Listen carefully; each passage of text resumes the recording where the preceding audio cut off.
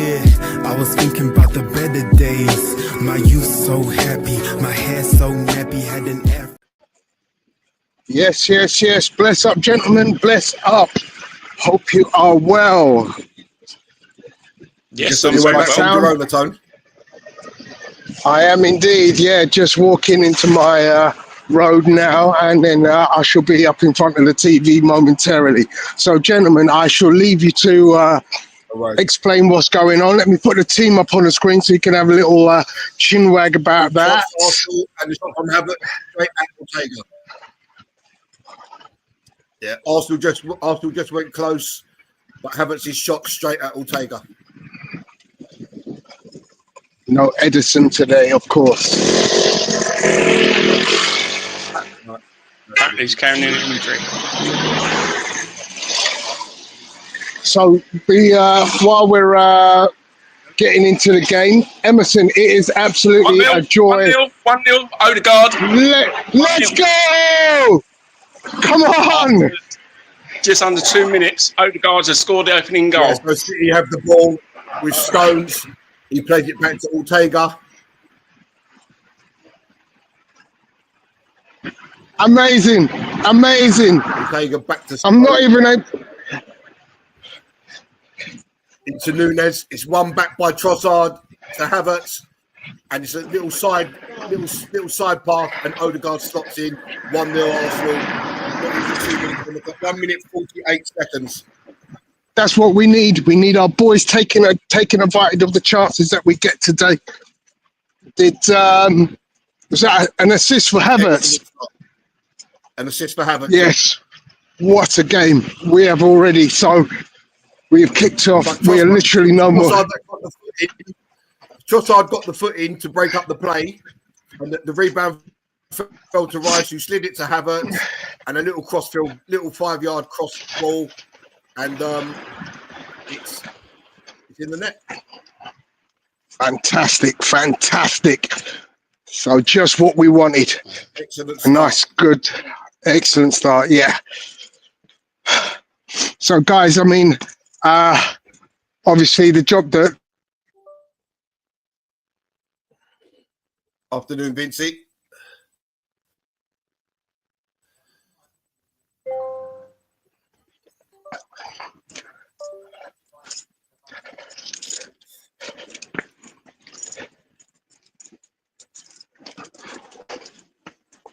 Emerson, can you hear me?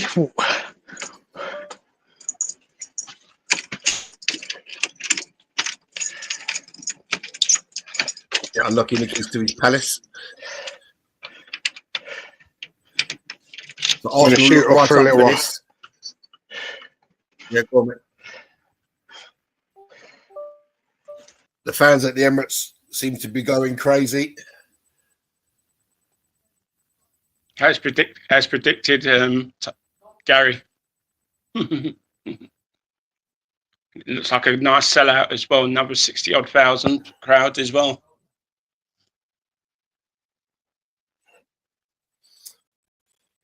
Yeah, they're looking to be in rapturous voice. Yeah, I was speaking to one of my friends earlier at the ground in club level, and like that. She told me anything like that. She reckons the fans are all up for it before she went in.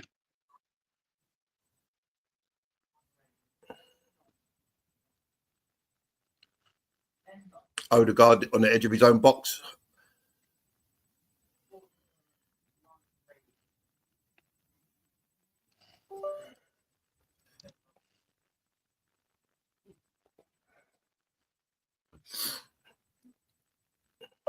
So City not really pressing.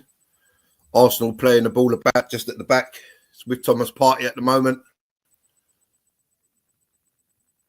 And a good ball to Miles Lewis Skelly. Nods it down to Trossard. And Arsenal come forward again. It's 2-0. 2-0. Bernardo Silva. Yes, 2-0. Excellent. Oh, offside.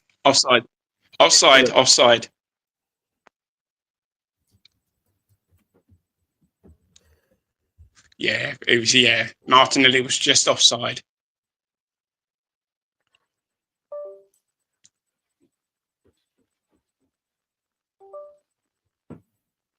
To To be perfectly honest, Tony, he shouldn't be offside from there. He shouldn't be offside from there, Martinelli. That's very poor. It's me, Gary. He shouldn't Not be Tony. offside. Tony's gone in. Sorry, Tony's Emerson. inside his house. Yeah, he shouldn't be offside there, Martinelli. That's extremely poor. He's a good yard offside, and there's no need for that. He can see right across that line. That is very poor. Yeah, it was just a yard offside.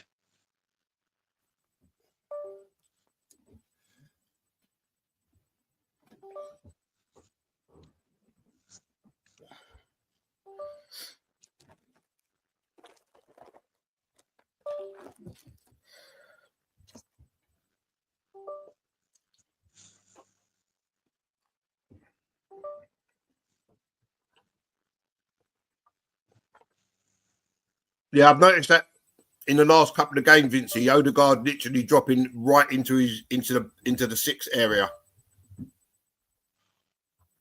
Yeah, Lewis, Tony will be here any second now. He's the only one that can let you in, mate.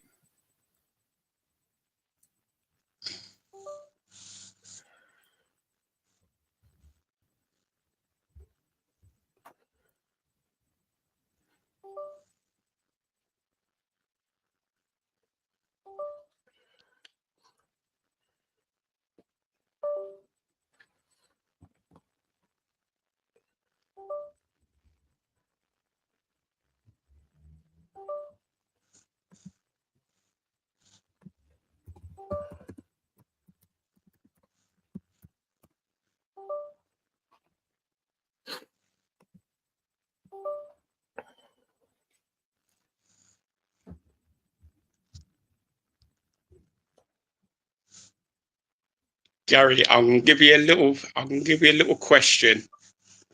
Go on. In relation to this match and the ladies' match earlier, what was significant about it? I have no idea. That's one of my early questions. They both nearly scored at the same time and by the same scorer that wore the number 8 shirt. Okay. So that tells you something.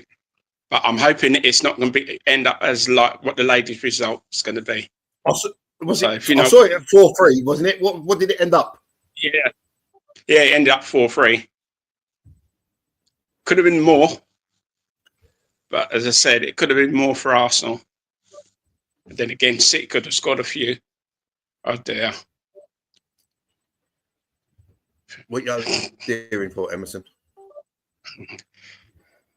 I think we don't want any OGs, Emerson. So, no. Did you see that thing with Gabriel when he ran past Haaland and say "Stay humble"? Literally ran past. Go on.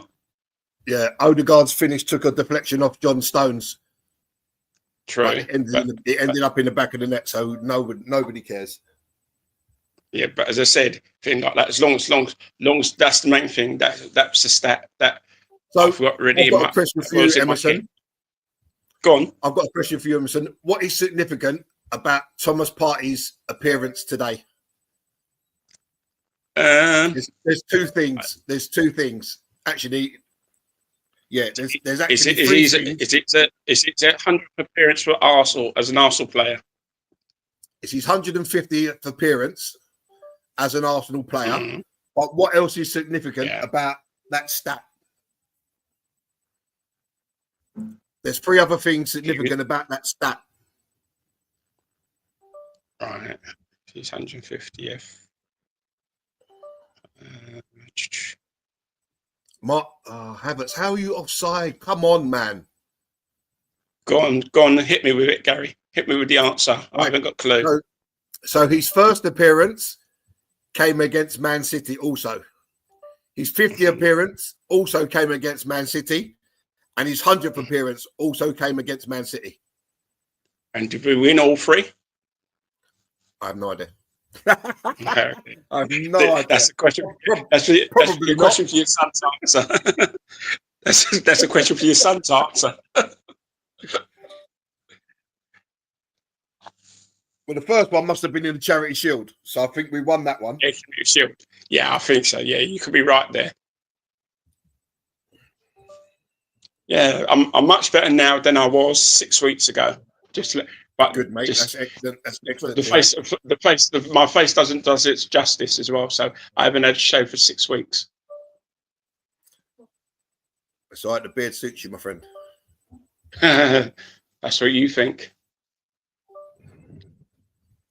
But I'm getting there slowly anyway. So yeah, I could have said yes, Vincey, but I don't want to mislead in case 101 gets a lawsuit against it, mate.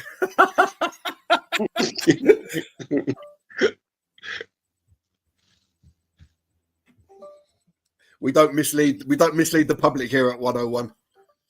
No. So Odegaard dropping deep again. Timber holds his run really well to stay on side.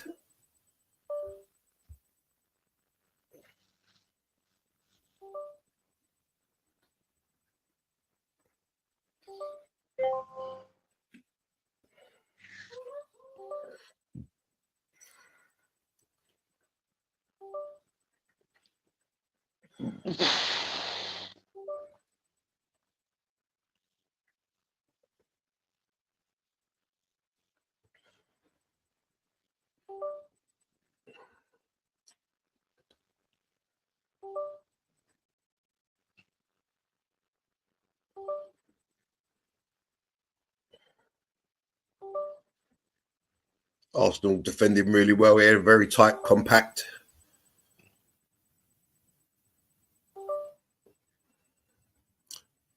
Great tackle, Thomas Partey. Excellent tackle, Thomas Partey on Mamouche.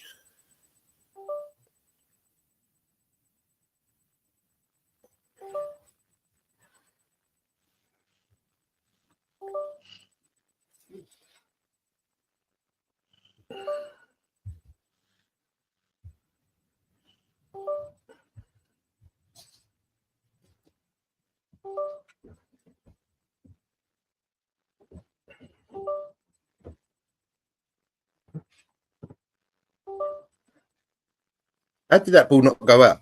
And Havertz is taken off the ball there. That should be a free kick. Thank you, referee.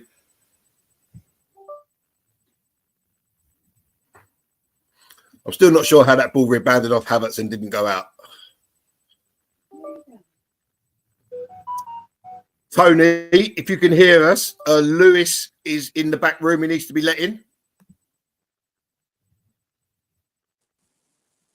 Lewis, if you come back in, he's left now. But if you come back in, if you can hear us, Lewis, come back in and I'll let you in, mate.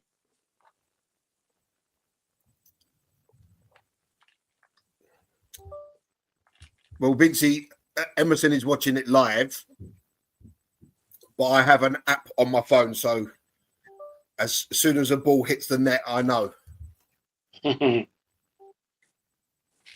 Which app have you got, Gary? Is it Live Score? I can't reveal my sources, Emerson. All right, then. It's got to be either Live Score or Flash Score. They're the only ones I know of. No, it's not that. All right, then, fair enough. It's called. And you're correct. I am watching it live. So anytime there's an incident, I know it before you. Then.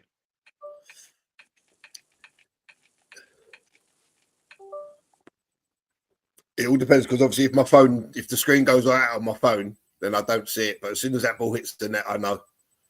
Mm-hmm. At the same time as you. Okay.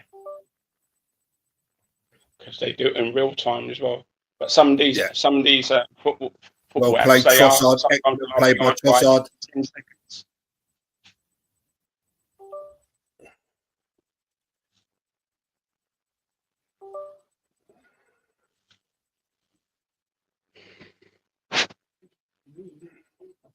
It looked like a foul on Trossard to me there, to be honest.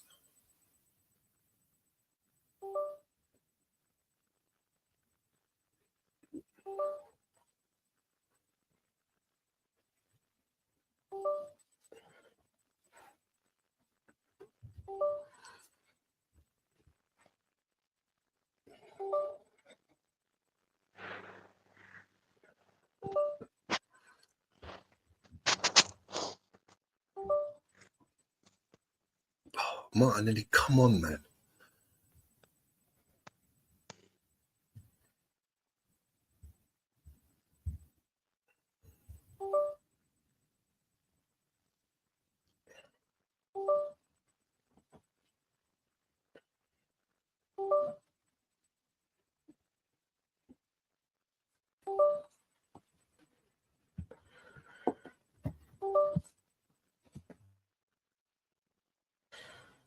Wide. That's it. There we go.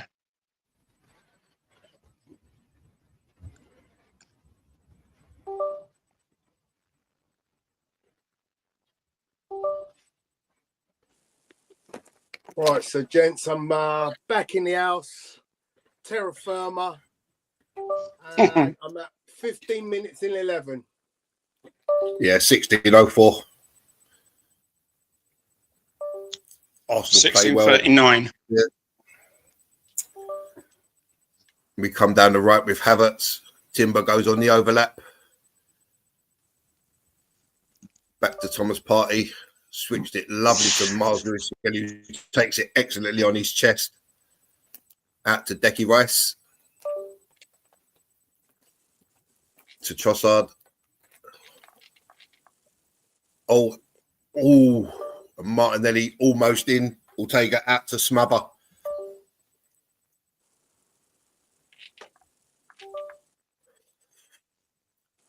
So it's literally been 16, 17 minutes of all Arsenal.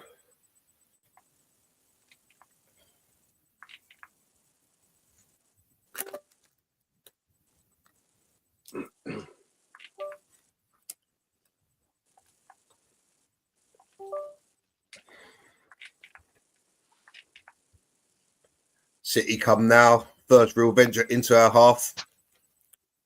And Mamouche, I'll pick that one out the crowd, mate.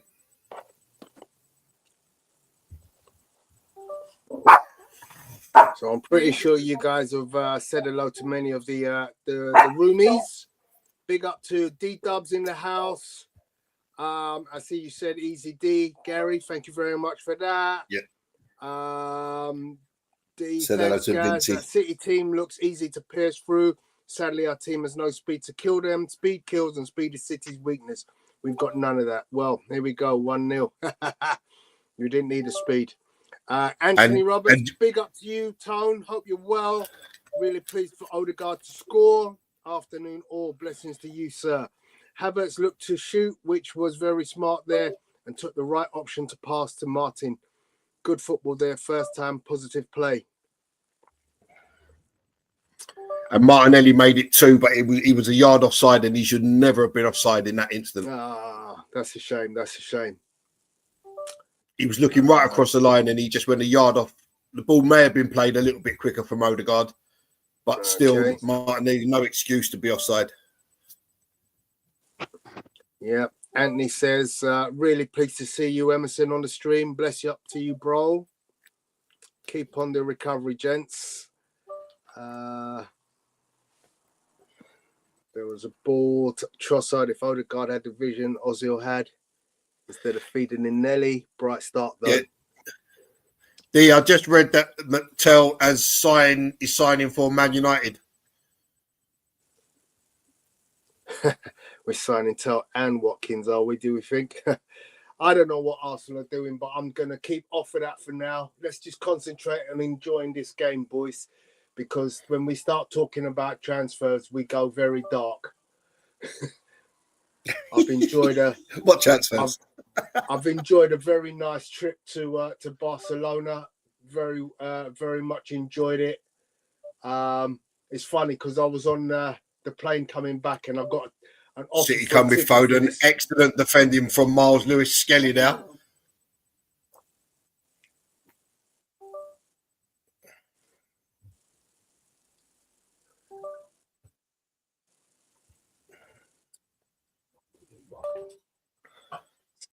Interesting that Skelly gets the nod over Calafiori, even though Calafiori is fit. That tells you so much about that young man. You know, that the manager's put his trust in him. In Miles, we trust. Yeah, but his performances have earned it, Tone. Yeah, Yeah, 100%, Gaz. His performances have been absolutely top notch. Well done again there, Miles Lewis-Skelly on the recovery tackle. And we're breaking through. Martinelli, could he kept it in? He did, but unfortunately only to have found Vardiol at back.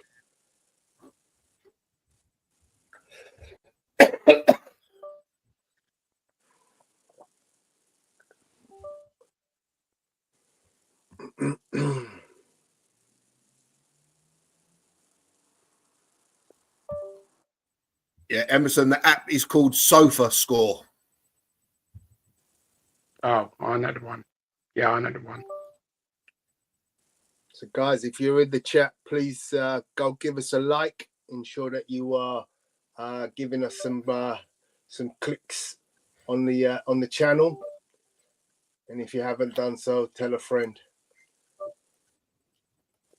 So a little Arsenal in a good sustained defensive spell of shape. pressure here from City. The ball Yeah. comes in and it's headed out by Gabriel. It's just a good defensive shape. Saliba, I was literally just about to say how solid the shape looks. He just pulled his shirt, ref. Have a word.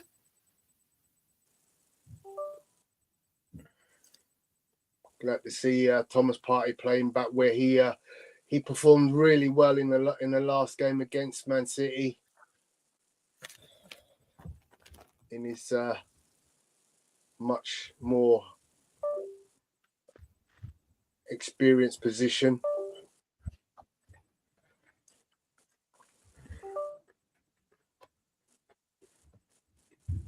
Great header during Timber on the far post, corner Man City.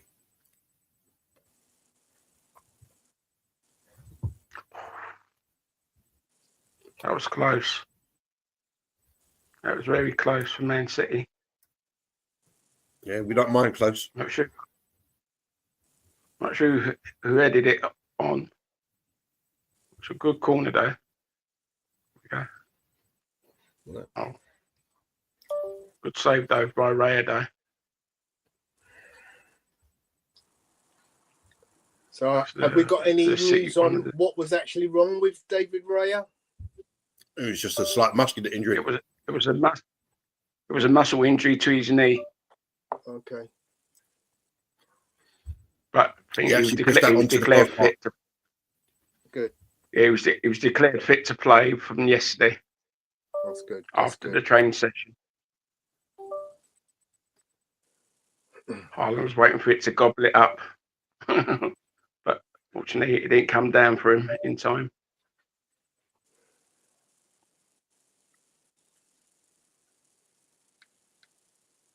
Mamouche cuts inside two, feeds Savinho, and his shot is terrible. And into the side netting.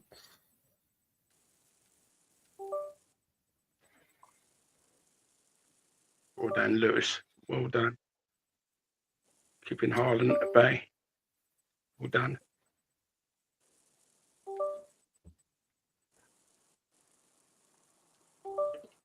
Oh, why don't you just play it over the top there, Martinelli?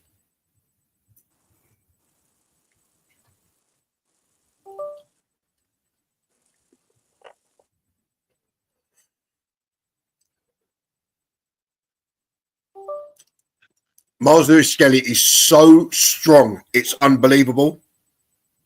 He's got Haaland climbing all over him at the far post. And he just holds him off like it's nothing.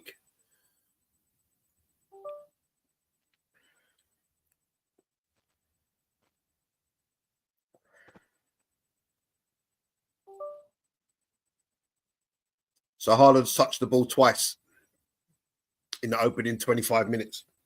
Yeah, what are you waving your magic hand for? If it's a free kick, it's a free kick. So why wave your magic wand? I hate that when players start waving their hands, saying yellow card this, yellow card that. Well, Tim got a booking out of it though. 7th booking of the season, so he's not facing any suspensions anyway as yet. Because I think now they have to wait till it gets to about 10 bookings now. It's 10 yellow cards now anyway.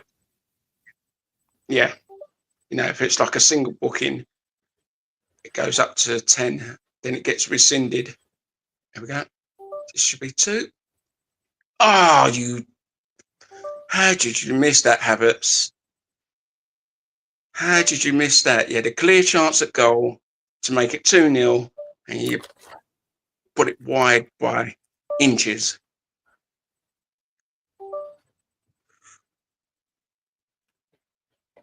Well done, though, Declan Rice, though, to break up the play, though. Inches wide by Havertz. I mean, he's dead centre of the goal there. There is no excuse to miss that. Not even get it on target. No excuse. It's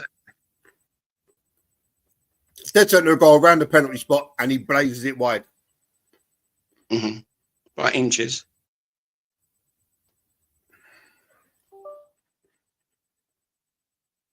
But you can thank Declan Rice for breaking up the play as well. He only has to go straight down the middle. He only has to go straight down the middle. True. The keeper, give the keeper the eye to the left. The keeper drive to the left.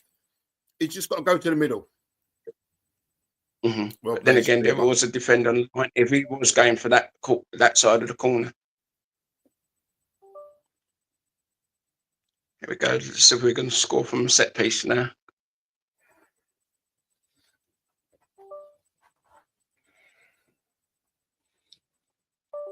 This game could have been out of sight already. We could have been 3 up. Havertz has missed a sitter. Martinelli's a yard offside when he shouldn't be. He's saying, Havertz, man, shake my head.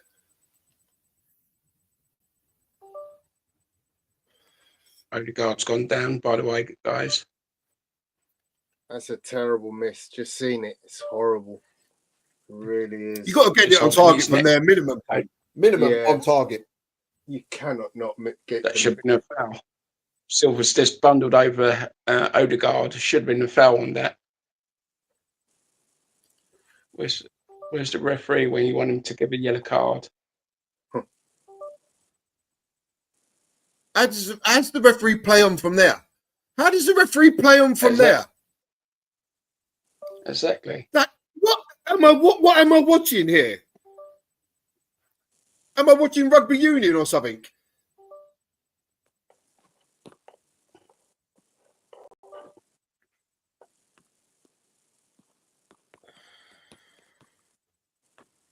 He's saying, Arteta, man, he is not a striker. Welcome, Shay. Big up to you, Shay.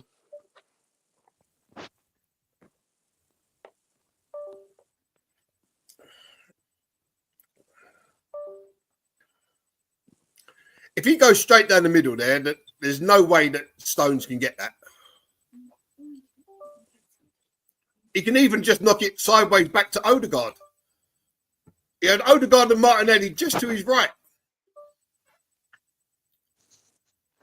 So what I would say to you, Shay, is if you look at signings of strikers, there's not really been many what you would call huge successes around or after Kai Havertz. It's not like we've missed out on loads of strikers.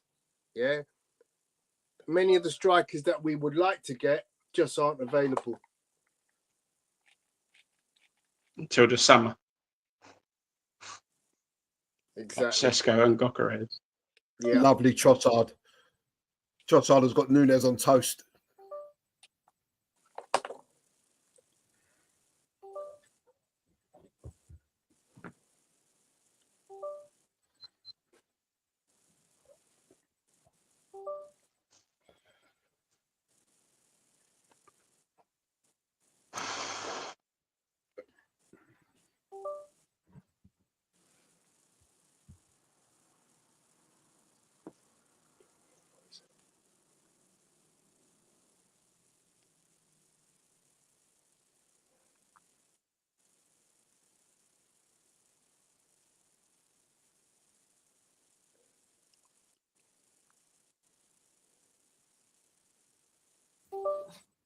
So half hour played. Arsenal have had, obviously, scored one through Martin Odegaard, had one disallowed through Martinelli, and Havertz has missed an absolute sitter. So could be 3-0 up. And Man City have had one attempt from a corner that was saved by David Raya onto the crossbar. And Arsenal were able to clear.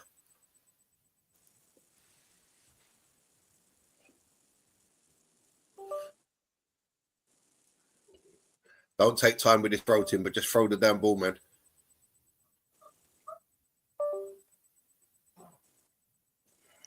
Gary, I was wondering if Tony knows that stat that you gave to me earlier. Oh, so Tony, Yeah. there's a little question for you, sir.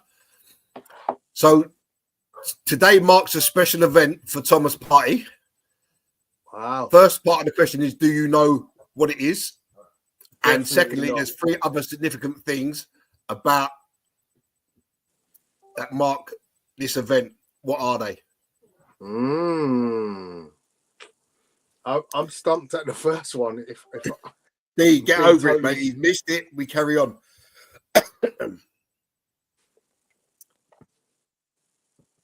Yeah, get over it, man. Strikers are going to miss opportunities. We know what we have. We know what we have. Let's encourage him.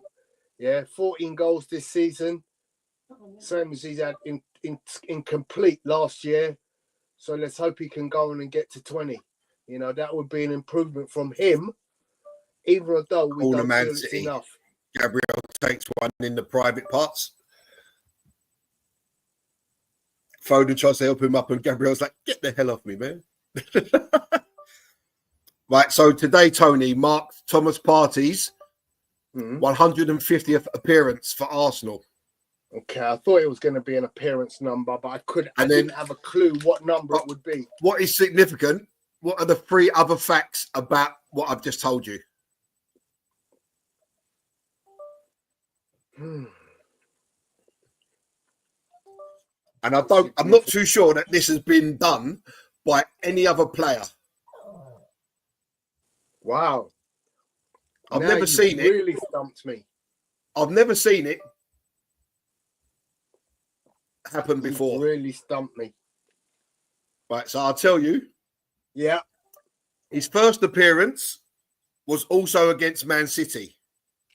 His 50th appearance was also against Man City, and his 100th appearance was also against Man City.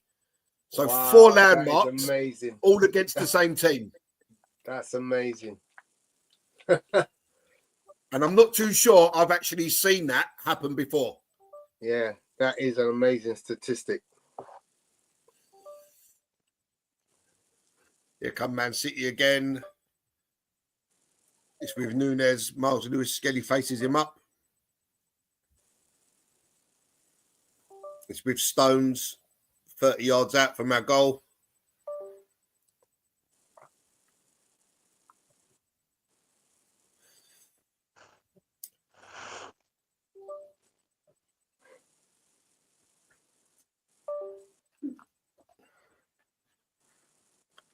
And the Kanji's done for a little elbow on Kai Havertz.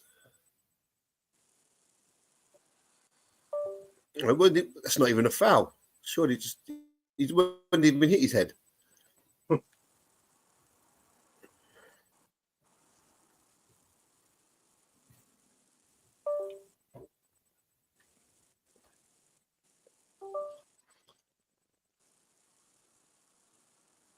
Take the damn free kick. Come on. And Gabriel knocks it long. It's over the top of Nunez. Oh, you got to do better than that, Trossard. You got to do better than that. Oh, well up, Kai. I'll tell you what, there's some things that you just can't quantify with Kai Havertz. He's doing some donkey work out there today. I ain't joking. I mean, he's had an absolute mare with that, what we would call a sitter, but he's all over the place. He's challenging for everything.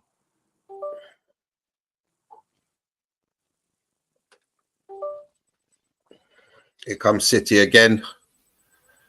Well won back by who else? Miles Lewis Skelly, who then streams forward Streams forward 30 yards from the City goal. Feeds it to Havertz.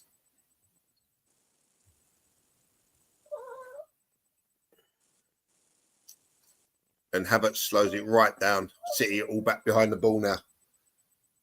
It's an opportunities like that where you want to see people actually keep the move going as it was, rather than slowing it down and allowing players to get back into position.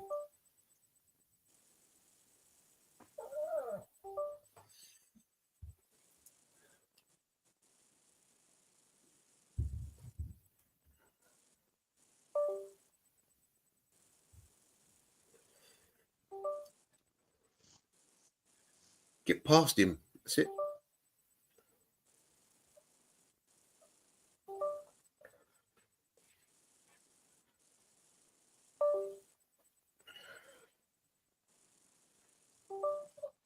Well played, Thomas Partey. Oh.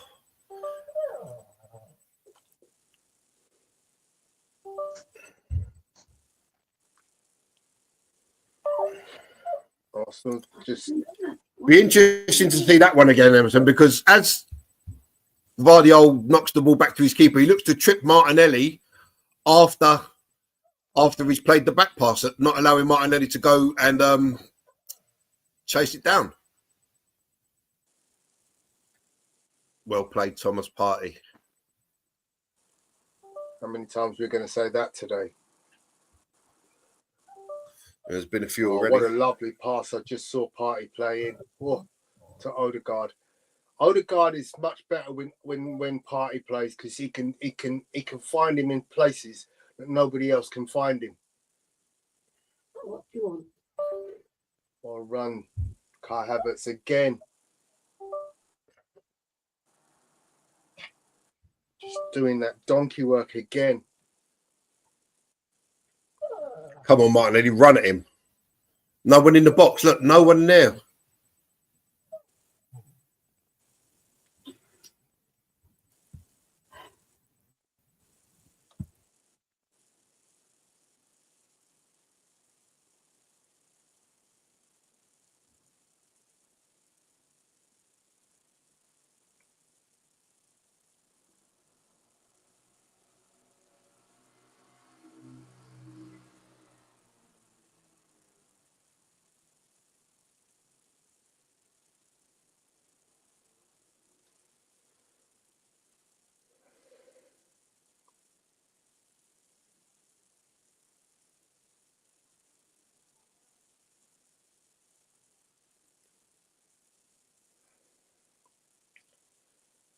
I don't know what. I'm not even going to go into it. I wanted to talk there briefly about Thomas Partey and a contract, but I'm going to do it at half time. Because every time I watch him, I just think, we've got nobody in this country does what he does. I mean, Rodri apart. No, bad pass. Gabriel. Go on, push on, push on.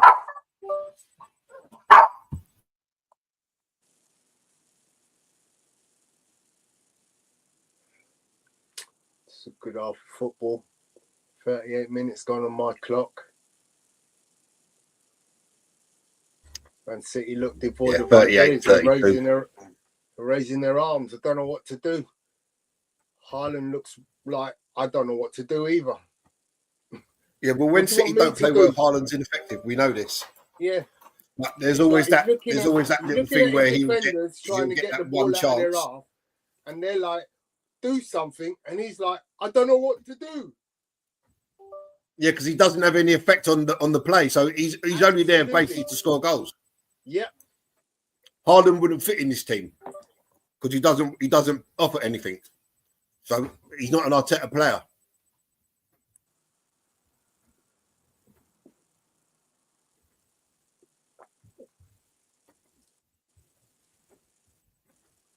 Is Phil Foden playing? No, he's not. Yeah. Is he? Yeah. Why can't I see him? No, he's not. He is. Oh, Havertz one-on-one with stones. It's Havertz versus 3. Julian Timber has busted a gut.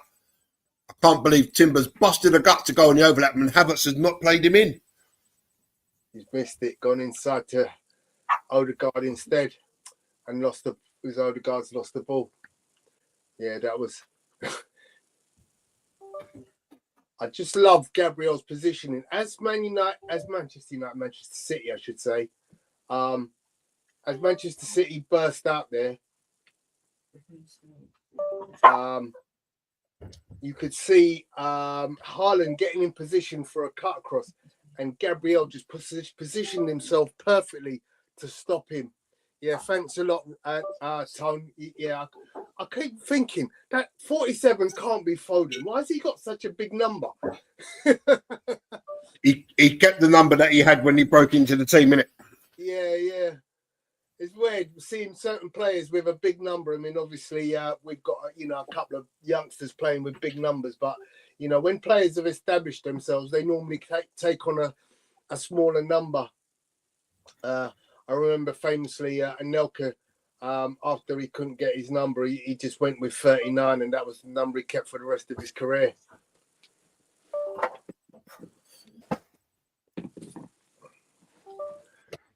Yeah, D saying City have got us hemmed in. We're dropping deeper and deeper. I hope we can get to half time with the advantage. Yeah, but we've got good shape here. And to me, it looks like Man City are missing someone who can, change that. I mean, look, this is a good team. We're going to have patches where we're going to be under the cosh. We're leading. They know excellent defending that. Excellent defending at the far post from Miles Lewis-Skelly. Stops Bernardo Silva, probably making it 1-1. Brilliant defending there. Yeah. Brilliant defending. I'm clearly just a little bit behind you now, Gal. So, and Lewis-Skelly, excellent. Buys the free kick with his excellent body positioning. He shields that ball so well. And I'm not sure I've seen people shield the ball. I'm not sure I've seen people shield the ball like Miles Lewis-Skelly either. Yeah. Emerson's lost his connection, so they're trying to get on in the second half. They're just showing that body shielding again from that back post. Good save from Raya because he actually got a hand on that, which diverted it more into. Yeah, Raya got a little flick on it.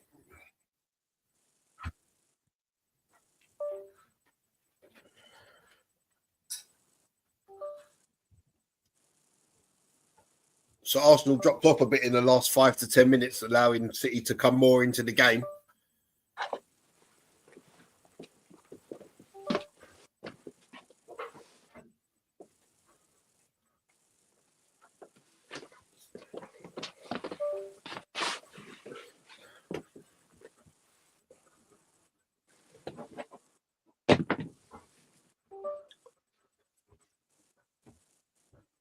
I'll take a 1-0 at half time if we can hold on to it. So Odegaard's give the ball away. Savinho comes in now, and Odegaard wins it back with a lovely tackle. Ooh.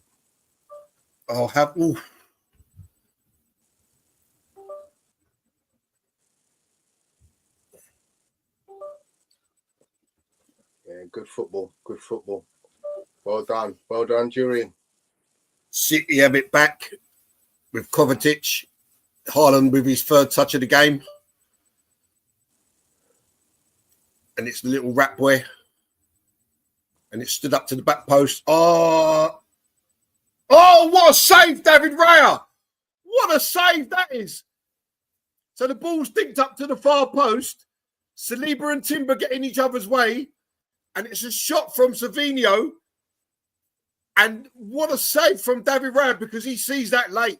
Really late, and he gets down so quickly to get down to it.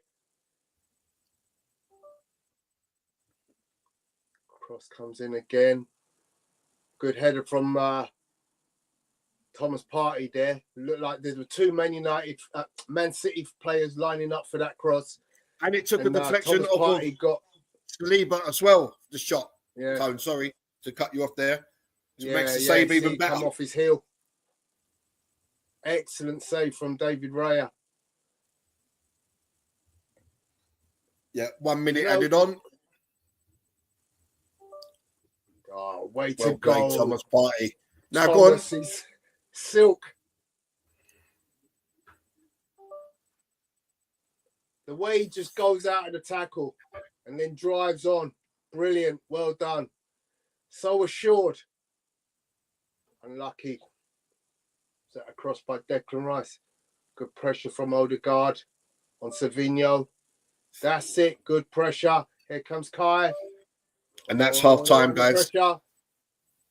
And Saliba showing Haaland a clean pair of heels. And then he hooks it all the way back to David Raya.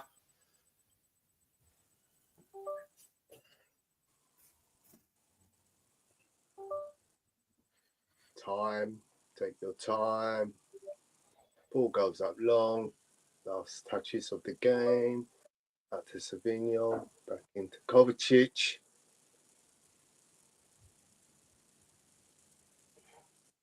Where's the potatoes going? Crossfield ball all the way to Nunes.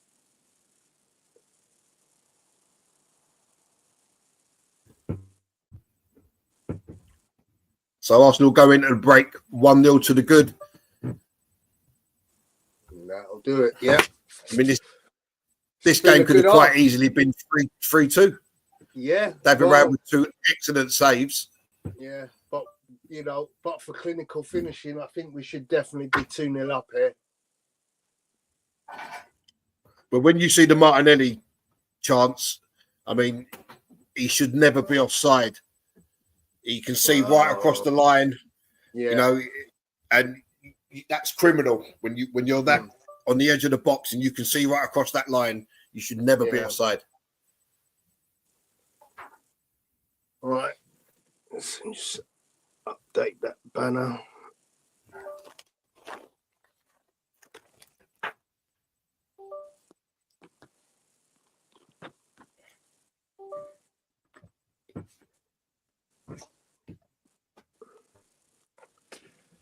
So, how you been, Gaz? I mean, gosh, seems like ages.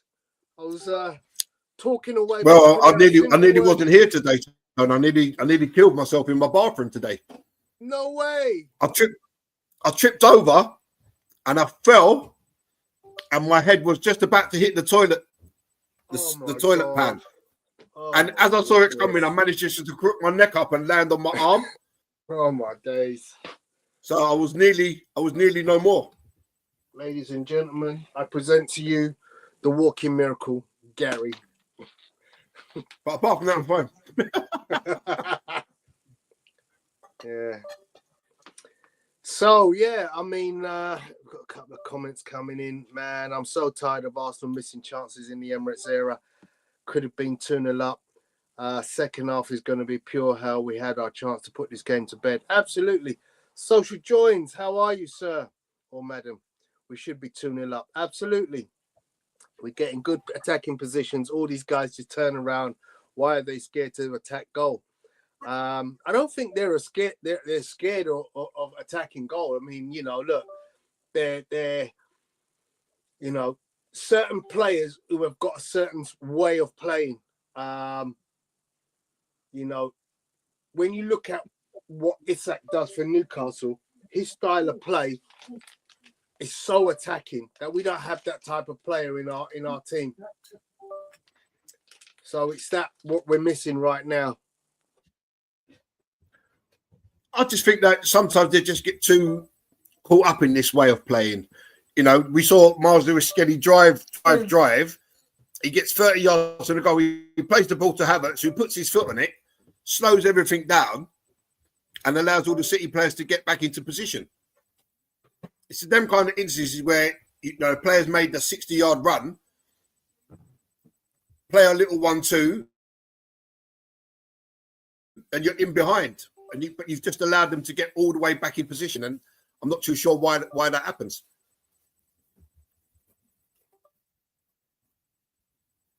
Good question from D. But this game could have quite easily been. Sorry, Sam, go on. Yeah, D says, would you guys bring back Eddie at this stage? Yeah, why not? Why not? I wouldn't. Because what you got to think about is, yes, at certain times in a game, having a player like Eddie would be handy. However, we have to improve on that. Yeah, you're right. We do have to improve on that. But at the moment, if he's not playing, why don't you ask Palace if we can loan him back? He knows the team. He knows the way of play. Yeah. And more importantly, in an Arsenal team which plays more attacking football than Crystal Palace, Eddie could score goals. And he's proved that fact. Yeah. How you doing, Lewis? Yeah, I'm all good, man. I'm all good. I think I've just missed Tony as he went off earlier. As I'm watching this game today, we are very nervy. We are giving the ball away. I think we're forgetting that we're 1-0 up when we don't need to rush anything. City have to come out at us. Do you understand what I'm saying? And it takes a few of the lads out there to realise, you know what, like just calm all the heads down. And we'll win this game because City at the back are going to give us chances. You've seen that through the press at the front with Odegaard's goal. And we also need to be clinical when we get the chances. But yeah, man, I'm enjoying it, but not enjoying it. Do you get what I mean? Yeah, I hear that, mate. I hear that. So D's saying, would you bring back Reece or Fabio? Well, first of all, Reece Nelson is out injured with hamstring injury. So that's a no. And as for Fabio Vieira, no. It's for me. Don't think that guy brings anything to the team. We got it wrong. We got it wrong where we should have sold him and kept Emile Smith-Rowe. And it's all hindsight, isn't it? It's all hindsight. It is, mate. You're right. But, you know, Smith-Rowe's performances for Fulham have proved that it was a massive error letting him go. But then you could argue as well that it was a mistake to let go of Iwobi and Willock because they've moved on and they're probably playing in systems that suit their style of football. Like, you could actually argue that. Like, well, I actually liked Joe. I thought Joe Willock was a decent player, but he was impatient for game time. And as well, you got to understand that when you've got academy players coming through, yes, it's great, and you want them to stay for the rest of their career, but football's a business, you know, and if somebody comes in and says, you know, here's 40 million or 35 million, and you've only spent like 20 million in wages, it makes sense. Do you know what I'm saying? Like, you have to go with it. You know, there's no sentimental value in football no more. Like, every man out there is for themselves, making bread for themselves. So yeah, man, like we have to, you know, it's a revolving door. Only the exceptional will stay, and those that are good are going to end up moving on. Yeah, I get there's no sentiment in football. I understand that, but you know, I mean, and we've been through it before. Like, the maths just don't work out. You know, you got rid of Smith-Rowe, Vieira, Eddie, and Reece, 4 attacking players, and you brought in a defender and a midfielder. So straight away, you're 4 attacking players down in the squad, which makes no sense to me at all. But then we've kind of signed Sterling on loan. But then you've gained an attacking player in Wanyeri. You know, you promoted Miles Lewis-Skelly as well. It's not ideal, but we're at a point where, for me, like, I've been thinking about this for the last few days, where if the Cronkies are really serious about this club and really serious about Arsenal as a business and getting to the next level, they need the money needs to be spent on the attack. The Yeah. foundation of the house is good. Like when you look at the defensive and midfield options Arsenal have, we're blessed. We are so short in attacking options. And it's like you can't really see at the moment what direction this club wants to go in based on how they're moving in the transfer window. To me, it's just not ambitious. To me, it feels like they're waiting for summer to do business, and it's like, well, we're in a championship fight here. Like, do you not understand that you bring in a striker to this team and a couple of fresh faces improves the mood of the camp? It improves competition for places, and especially when you got Kai Havertz, who in front of goal is absolutely lacking in confidence. You need to bring somebody in to keep these guys on their toes. There's only Yeah. so much. There's only so much a defense can look at their attack, missing chance after chance after chance after chance after chance, and you're doing your job at the back, and you're looking at the forward, and you're like, lads, like, come on, these are chances that you should be taking, and they're not taking them. So something has to give. Yeah, I'd Yeah, agree. I get I'd agree. We definitely know what we're missing, and I think Arteta cannot be any more simple. Go get me a striker. That's the simple chant that's got to be out there. I hate the transfer window. I really do, because Arsenal's transfer business quite often just is inadequately prepared. As I always allude to, why, if you know you're short in December, didn't you do the job in December so that come the 1st of January, that target was acquired and able to come and contribute in January, as opposed to waiting till the last day of the transfer window in February, because don't forget this window is extended to the 3rd of February, before you do your deal. But then I will argue that point, Tony, and say the minute that the summer window closes and there's no striker in this team, we should already be trying to negotiate a striker coming in the January window. But it hasn't helped that our sporting director in Edu got let go when he did. Like, why would you do that? For me, I'm saying, do you know what? See out the rest of the season. And then, if an offer comes in that you like and you get the job, then we've got time to prepare. Do you know what I'm saying? Like, let us know, like, round about April time is a good time for a sporting director to move on to another club, because then it gives your current employers a little bit of time before June starts, or even into like mid-June, to bring somebody else in. It's been very ill-timed, and I feel that because that happened when it did, Arsenal weren't really going to look to do any big business in January. But the thing is, though, Lewis, you don't have to go and do big business in January. We know that the January transfer window. We know that the January transfer window is a difficult one, right? Where you may have to pay more money to go and get someone that you want. That's understandable. We've seen Rashford go to Aston Villa. Yeah, we've seen, Matthias Tell, he's now chose Man United. But make him an offer that he can't refuse for 6 months. He's chosen Man United. Chosen Man United. I thought it was he was choosing between us and United. That's the last that I read this morning, unless something's changed. I read earlier on that he's chose Man United just before the kickoff. But there are options out there that you can go and make a deal happen. And that's really stuff about Edu leaving. Like, Edu's gone.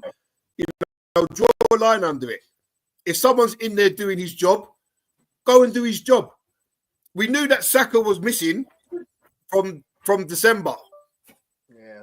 Yeah, we knew, I or honestly November, don't whenever think it was. Arsenal wanted Matty's Tell, because to me, if you have a proposition to Matty's Tell, yeah, for a 6-month loan, then quite simply your proposition absolutely blows the socks out of Man United. So I don't think Arsenal really wanted the guy, because if they did, then he would be here. I really don't think we're that invested in getting him. And I can understand why. I've been watching this kid. He ain't doing it at Bayern. I'm not joking. I've seen footage of this kid of late, and I'm like, I ain't really convinced. I don't see him better than anything we have already. And I'm including Martinelli and Trossard. And you know, we sold that Mika Beres. He's looking. Go on, Tom. No, go on, Tom. Finish off. Yeah, I mean, Arteta has made it clear. He's not interested in somebody just to fill the numbers. He wants this stuff that's going to be better than what he's got. And let's be honest, if you're not better than Havertz, you might as well stay at your own club. I know you need a body, but let's be honest. Right now, if we want to win the league against Liverpool, who are streaking away at the moment, and we want to be at the Champions League final, we need better than Havertz. Oh, that's not even a debate. So for me, getting Matty's Tell, you're not getting better. You're filling a hole. Like, okay, so when Havertz is tired and you need somebody to come on, you can put him on. But you're not improving the team. It's like Sterling. Sterling doesn't improve our team. He fills a hole when you need it to, but he ain't improving your team. I don't think he even fills the hole that there's there. You know, you can see it in the way that he's playing. Like, he's totally lost tactically. And I'm one of those that loves to give a player a chance, innit? But what I've seen, I've not seen enough to say, do you know what, this is going to work? Like, it's so bad, man. And I feel sorry for him, because he's at a point in his career where every little thing that he does is going to have a massive impact going forward in the summer. Okay, so we're on the way again. Second half has kicked off. Quick point from D. Edu left because Arteta pushed for Sterling. Edu never wanted him.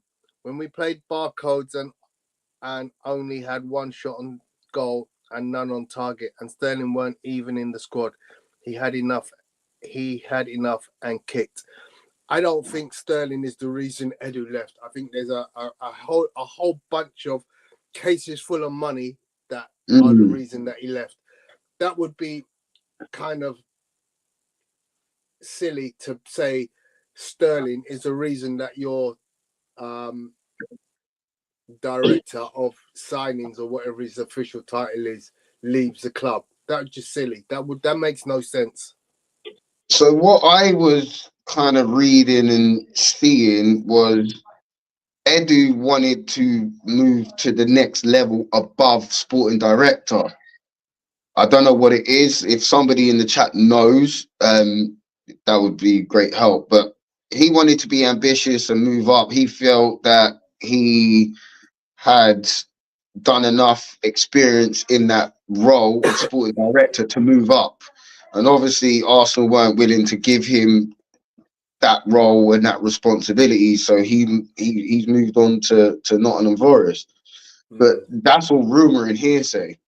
We'll never know fully and truly what his reasons were. Let's not be silly here, guys. The bag. Let's not forget the bag. The amount of money he's earning now, you wouldn't turn that down, brother. No. Way, a man comes to you, I'm tripling your salary, and you go, nah. Sorry. Of course not, but that's like anybody in a normal job or any job. You know, someone says, I value you at this. This is what I value at. And you look at your current employer and they're like, there's a big gap here. you're Yeah, gonna go where the money goes because of it course. secures your family. Like I don't hate him for that. I just feel that Arsenal could have dealt with it a lot better than what they did and have somebody kind of in by now so they can come in and try and do something in this window. Mm. That's what But I'm more, I get it. you know. I get it. I get it. I mean, that's the problem with Arsenal, isn't it? Shoulda, coulda, woulda. We're that club. We shoulda, we coulda, and we woulda, but we never did. But we didn't. And we sit on our hands. It's like we're sitting on our hands all the time, just Always, waiting. We're reactive, always, not proactive. always, Lewis. And that's why I hate the transfer window. I hate the way Arsenal do their transfer business. Can't stand it. Never have, never will. I mean, let's face You know. facts. We've been poor in the transfer market since David Dean left. Yep. Facts. And there's no real dispute. The thing is, we should have had someone alongside David Dean that could just learn the ropes, you know, almost like an apprenticeship type thing. And we just, I mean, you know, there's it's just also, awful, man. again, it's all down to politics, Lewis. You know, they Mm. didn't have this because they didn't think that. David Dean leaving was not expected. It was not supposed to happen. But wasn't it because he didn't like the direction that the club were going in? Was that part of the reason why he left? Nice tackle, Saliba. Well done. 181 hour. Saliba. Yeah, I mean, Maybe. you know, Go on, Tone.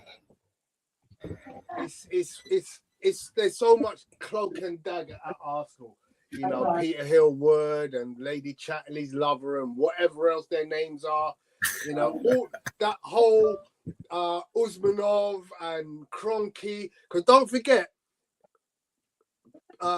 David Dean was more aligned with Usmanov than he was with Kroenke. Yeah, Yeah? he was. So when He Arsenal was. had the opportunity to sell to Usmanov, yeah, Lady Chatterley, I can't remember her name. I call her Lady Chatterley because it's one of them ladies. Didn't want to give up the P. Was happy to go to Kroenke. Didn't want to give Usmanov a sneak. Oh, got to do better there, Lewis. Get it back. It wasn't a foul for me, but the ref's giving it for the tiniest little tug Terrible. on Yeah, Foden. It's not a foul, man. Not a foul. It's not a foul. Yeah. But the thing But- is, that's what happened because Skelly doesn't get his body across in like before that down the wing. That's not a foul to me. I've just seen the other angle. It's not a foul. The thing is, we can't just sit there and let City keep coming and coming. Ray, We've take got to get time back on here, the man. foot.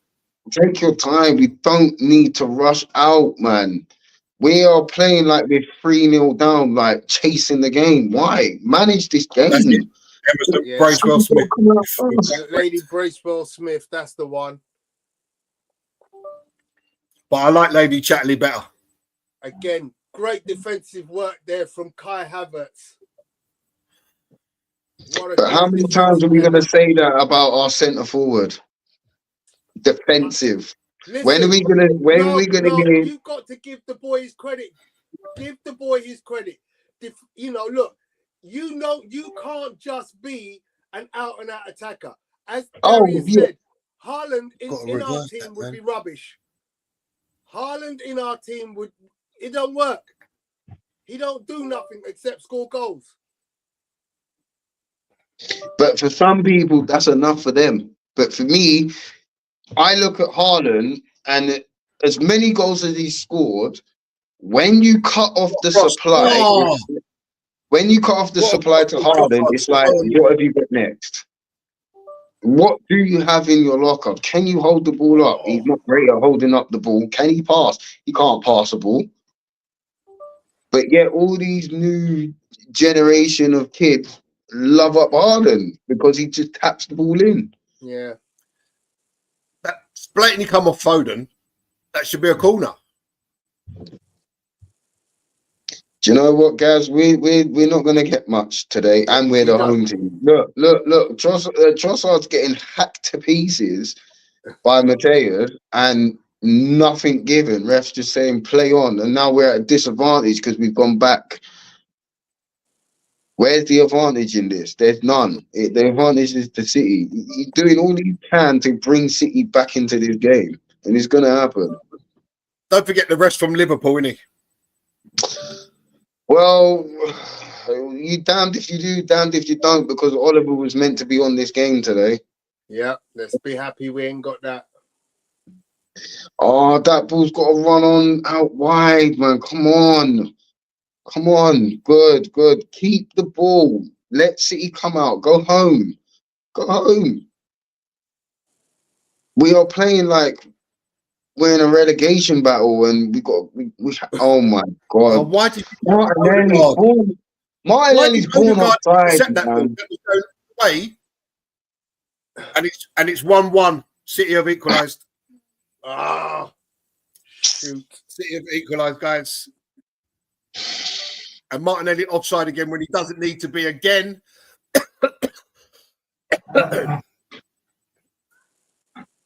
This is what we got to go through, son. We have to accept when we concede goals, and we got to cheer when we score them. And it's that man early in Haaland. He's been out of the game. He has been. Saliba's got to do better though. Saliba's got to fight for that. Saliba really. Saliba, was it Saliba or was it Timber that he ran onto and then got the header? Because I couldn't really see. Saliba, he gets in front of Saliba. Saliba's got to be back across the goal and into the net. He just had to score today, and that's the thing. You give him the supply, he will score. We've kept the supply to a minimum, and now look. That's his 7th time he's touched the ball in the whole game. Wow.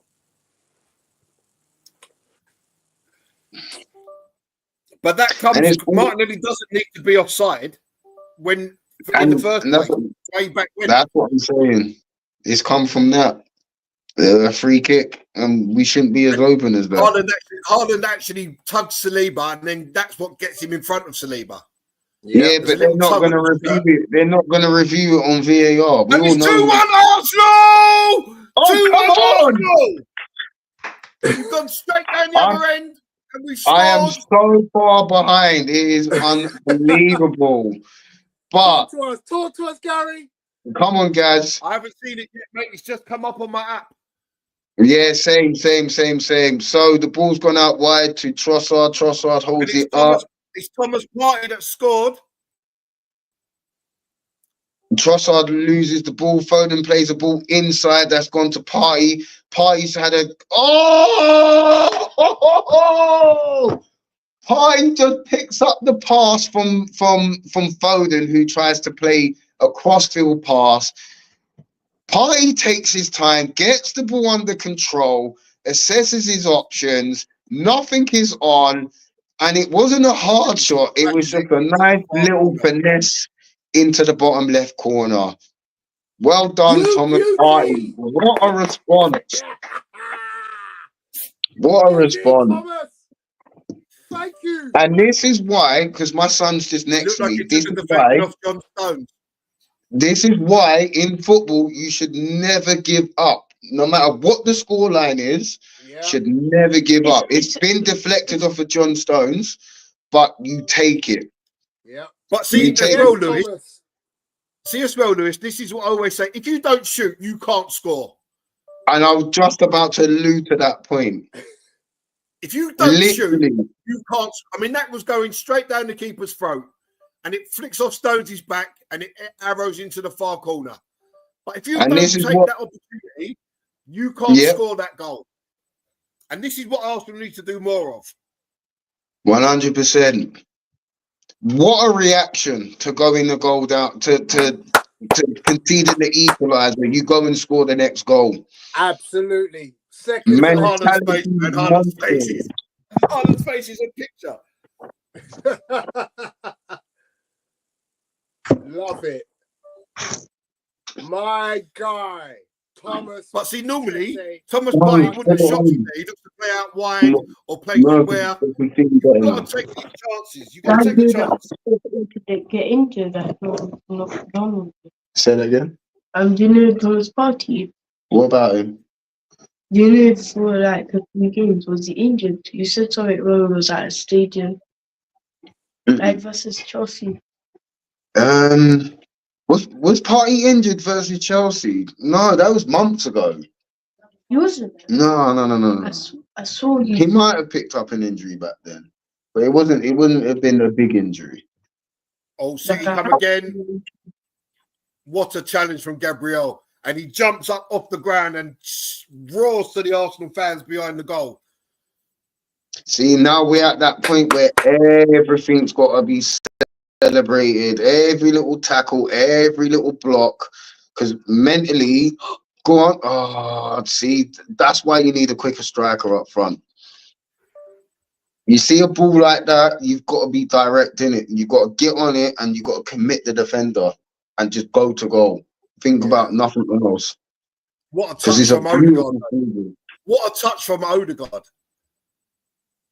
Stunning. Even though that ball was played through, I mean, even if you got Usain Bolt up front, Akanji's across really quick. Yeah, Akanji If Akanji doesn't cover well there, then Havertz is through. But Partey's won it back again. Just sustain the pressure now, lads. The ball's gone. Gabriel's up quite high here on the left flank. Gone into Partey. Partey turns. Nice. Unlucky Havertz. Unlucky. If that's a right-footed player, it's probably 3-1 there. Good tracking back by Martinelli. You see when he played the ball to Havertz and he knocks it out to Trossard. Why wasn't Trossard busting the gut to get past him? Once Havertz has picked up that ball in space, the diagonal ball is on, but we don't have a player making that run. Because Trossard doesn't have the legs to do it. As good as he is technically with the ball at his feet, he's a pass and kind of a go player in short distances. Anything a bit longer is not his game.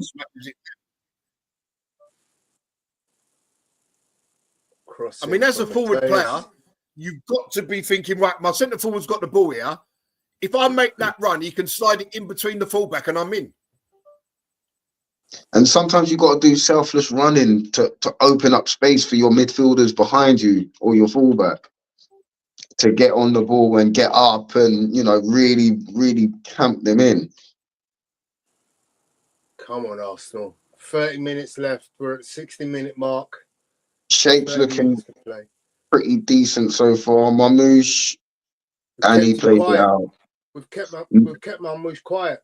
He's had flashes, and I can understand why City have brought him. Yeah. But what an interception by Thomas Partey, though. It was.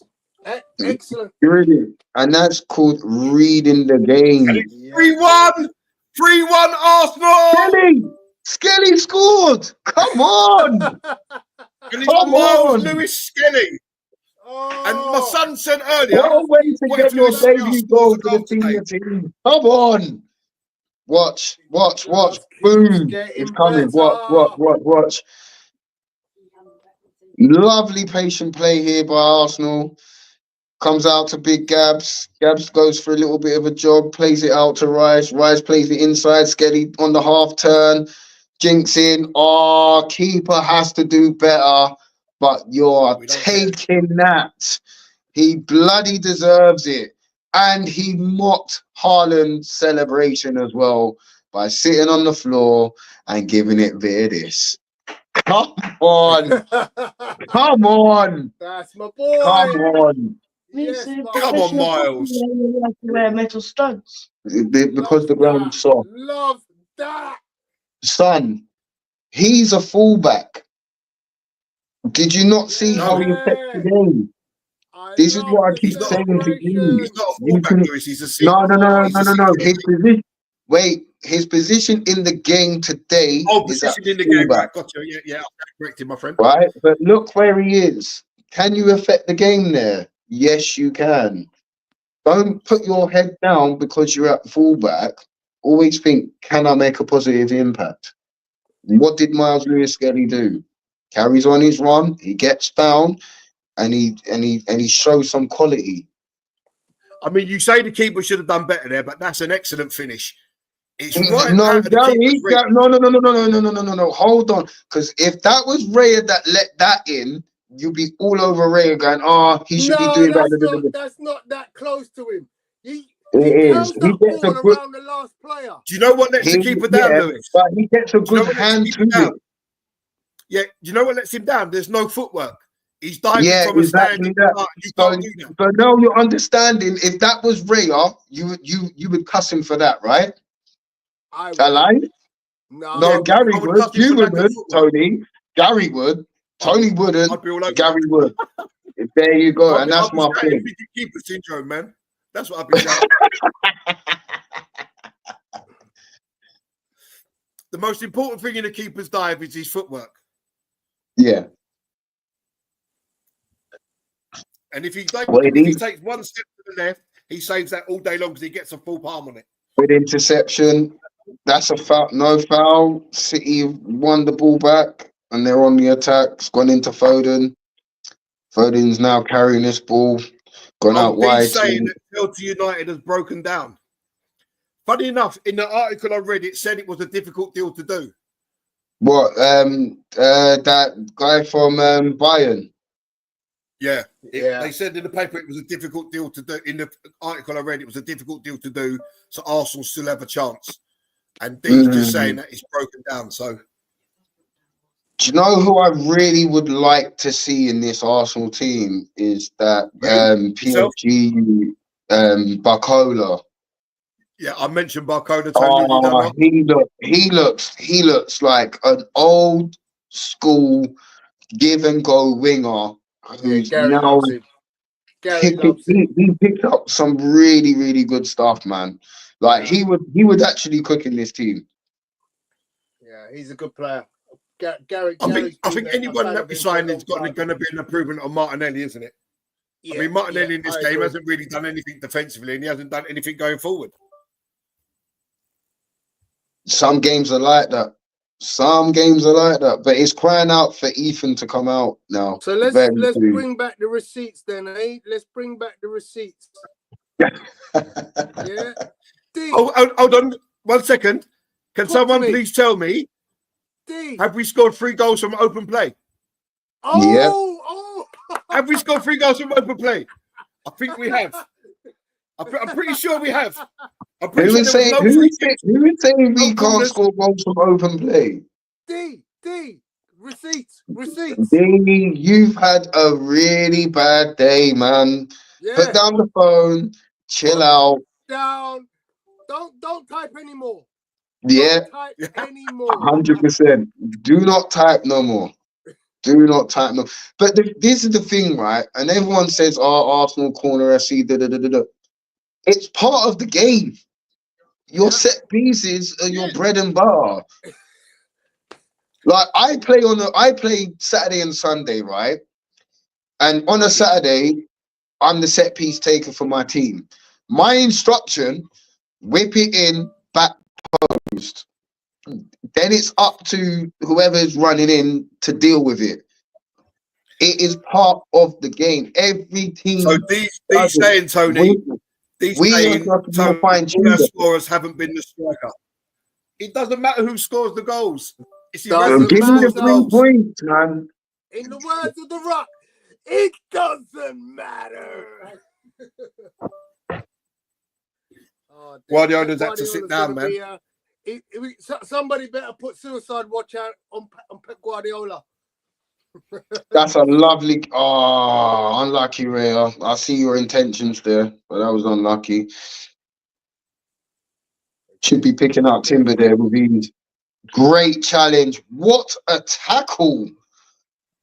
Who is it? And this is why we need a bit of pace in our team. Go on, Martinelli. Shoot. Who was the tackle Right. from? I couldn't see who it was. Kai It was, Havertz. It was Kai Havertz. Oh, the Fair striker. play. Oi, Play it, Rex, guys, man, play it. book him, man. How many times is this Bernardo Silva going to do this? He does this every single time against us, and he gets The away little with rat it. boy. I can't stand him, He's man. like Bruno. Bruno does the same bloody thing. Have a word. That's a foul Have all day a long, and word. he kicks him on the and he kicks Trossard in the shin on the floor. He kicks Trossard in the shin on the floor. What That is that the about? yellow card all day. It's not a How is sending off, VAR but it's a looking yellow. at It's that? a yellow. It's a yellow. That's the second. That's like the third time he's done that in this That's game. not even Martinelli a foul. brought a It's good the save kick out of it's the kick after. Ortega there.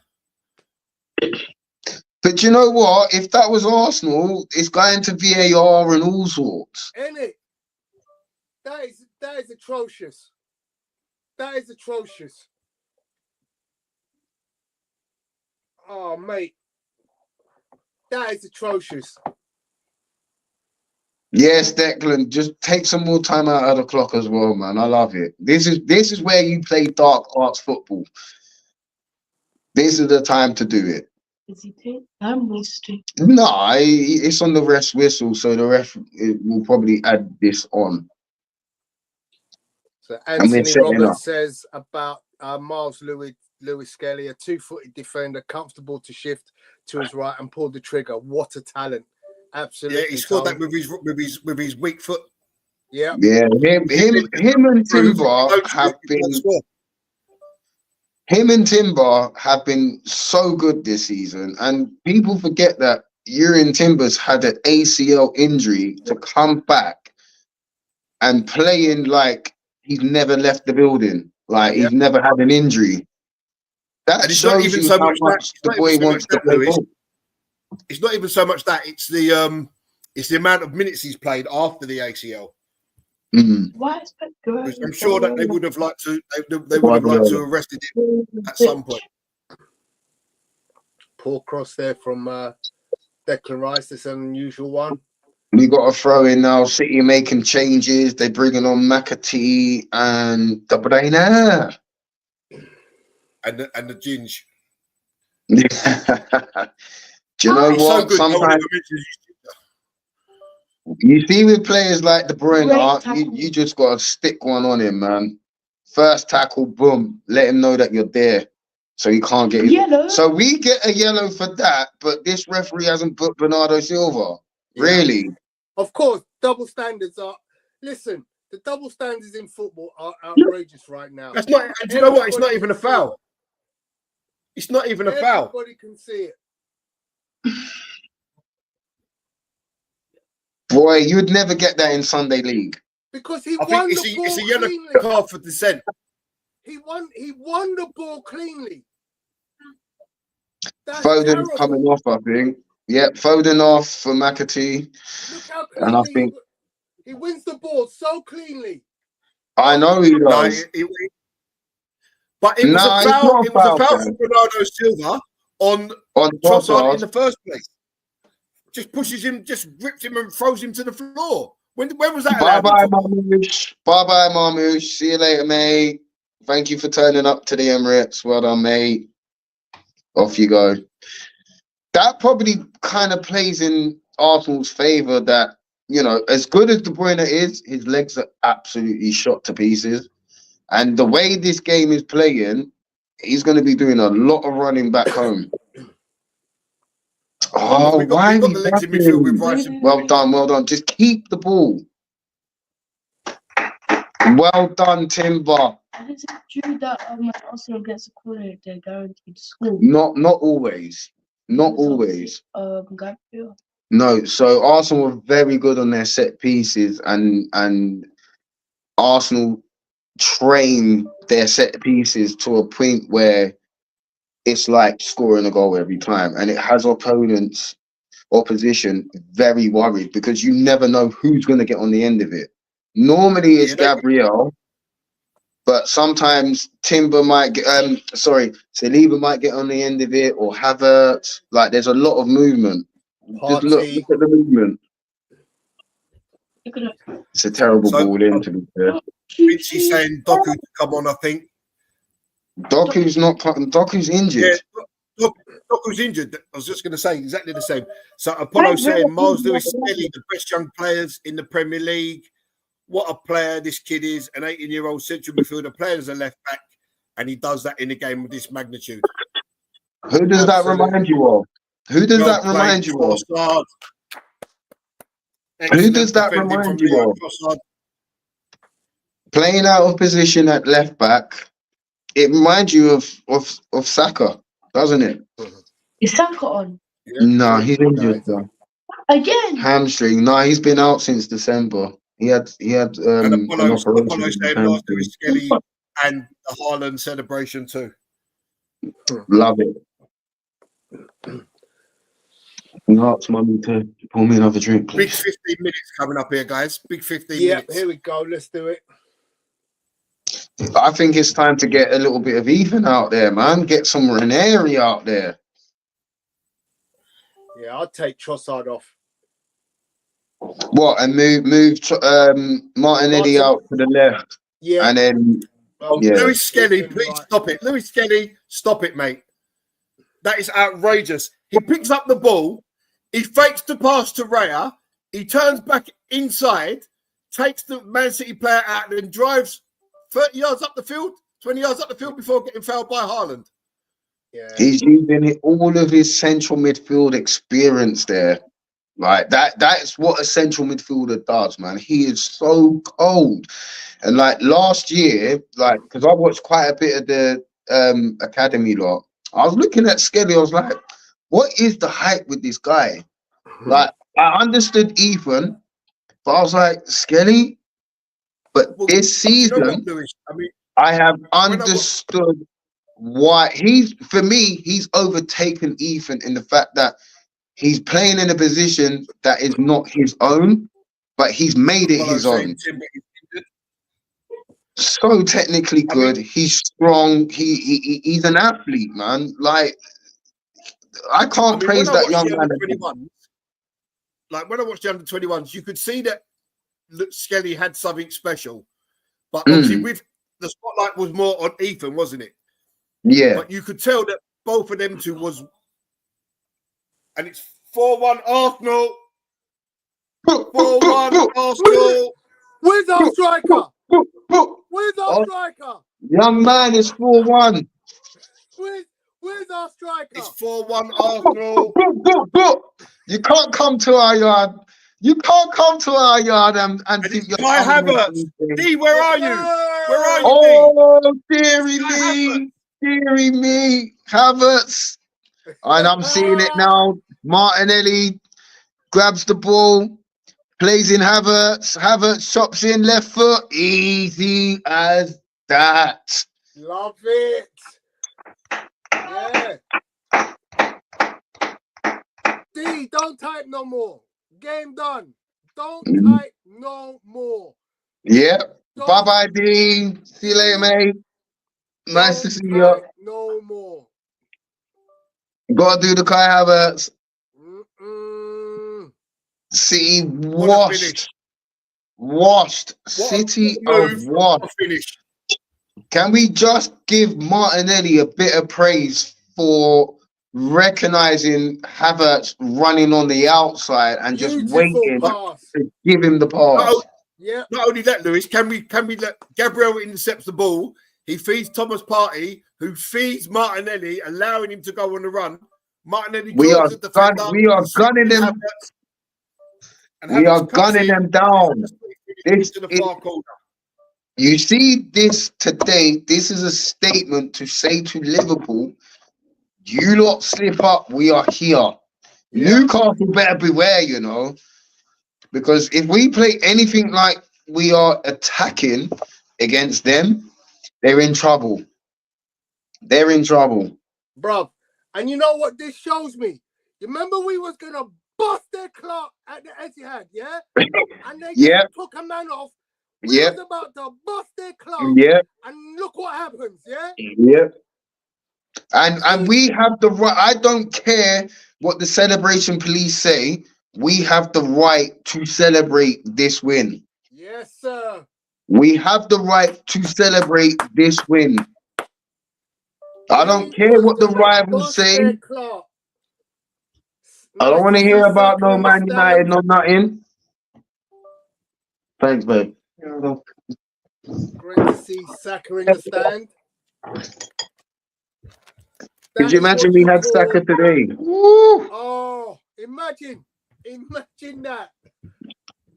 This is a beatdown. This is a beatdown. Yeah.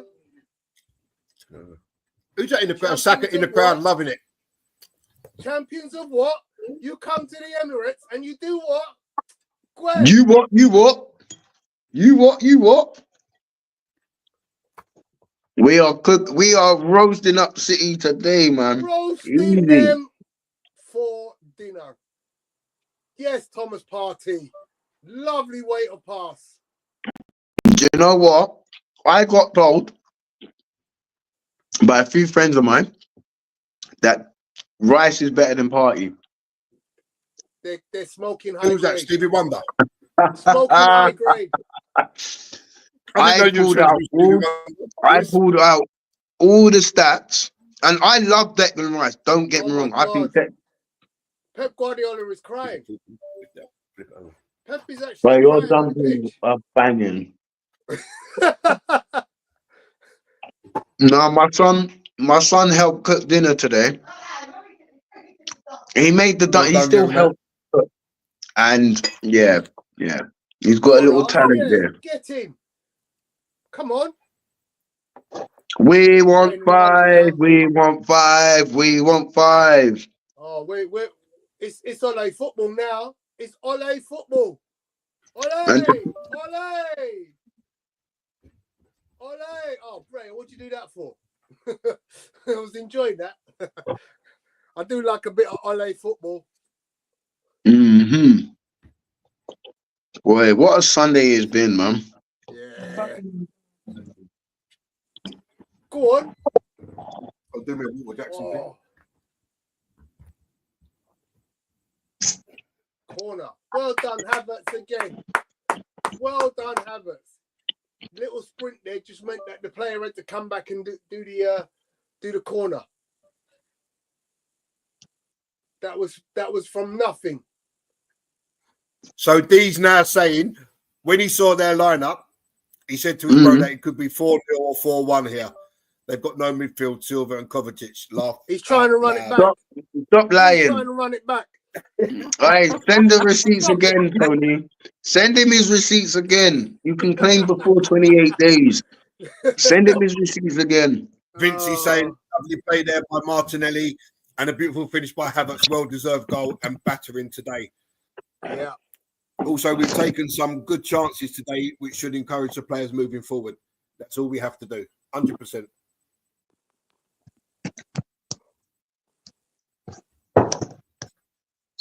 Football's not that game where every chance you have goes in the net.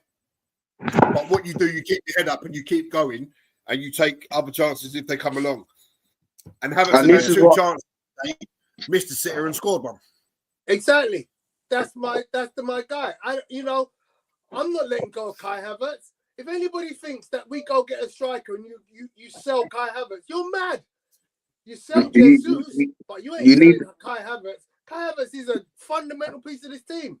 And not only that, he can play in multiple positions. Exactly, Lewis. Which is detrimental to how the manager operates. And to me, when you got that kind of player who's that flexible, that's like 1.5, 2 players in one. You know, Thomas Partey. Let's not forget Havertz played left back for Germany, you know. He has played left back for Germany, yeah. Yeah. He definitely has. But I think that was more of like what Miles Lewis Skelly's been doing, playing inverted. D's saying he's laughing at us. He said he did tell his brother, and his brother's with him. And that's convenient, Did you see that? Did you see that little jink from Odegaard? He let the player run past him with a shoulder. And he was running into nowhere. It's like, now you see me, now you don't. Oh, hello, where's he gone? Arsenal are playing with their Stay tails humble, up. eh? Stay humble, eh? Stay humble. Yeah. Love that. Even. Oh, what a turn. Oh, Odegaard, stop it, man. What a turn that is, Odegaard. He left that player. He left that guy. Ranieri and Moreno are both coming on the pitch now. Nice. We take the break. Trossard's off. I'm happy with that. I think Trossard's put in a shift today. Yeah, I think they all have, mate. I don't think there's one player that you can say hasn't put in a good performance today. And you know what? It's not all about scoring goals and stuff. Right? It's early doors, but we got that 10-day window after the Newcastle game, ain't we? Right. It's Dubai time. Dubai. It's Dubai, man. And you know what happens when we go to Dubai, right? Do you know what? He just needs to take a striker with him when he goes. Of course. I'll Before bring one back. I didn't realize we haven't lost a game in 13. We haven't lost a game in 13, sorry. This makes it 14. No loss. Apart from the cup. The cups, sorry. Yeah. More importantly, I think give it up, D. It's about 3 seasons since we lost. It's about 3 or 4 seasons since we lost the game to a top 6 opponent. It's a remarkable achievement, man. It really is. You know, they were lording up Liverpool when they started doing that. You don't see that with us. Nothing gets said. All that gets said are Arsenal bottling the title. What a turn by Gabriel. Did you see that just now? What a turn. Oh, go on, Lewis. Go on, Lewis. Oh, it's Timber. Corner Arsenal. Go on. I am seeing some skills. Do you know what, Tony? When you're 4-1 up, this is where the real football comes out of play. All the tricks, all the flicks. Do you know what I'm saying? Because you've worked hard as a team to get to that point. So you might as well enjoy every moment you can and give the fans something extra. And even Saliba was trying to join him, but he failed miserably there. he was playing right wing. This is enjoyable. He's saying, stop drinking that Arteta Kool-Aid. No, this is the thing, right? We've restricted Man City to 1 attempt this half. They had 6 in the first half. They've had 1 this half. We've had 6. The thing is, right, Arteta deserves every bit of praise today for getting the team selection right. Yeah. For preparing the team right. 100%, And getting Lewis. the result. Don't get me wrong, when he is criticised, it is fairly criticised. But we should also praise when he does well. You have to balance your argument. You can't have it one way. You can't go on and make, oh, he's rubbish, yeah? And not admire what he's done to put us in a position we're at now. Beautiful feet, look, Ethan. Because I don't want to hear, oh, this City team's not all that. They've not lost in their last 5. Yeah, so City were picking up momentum until they played us. Yeah.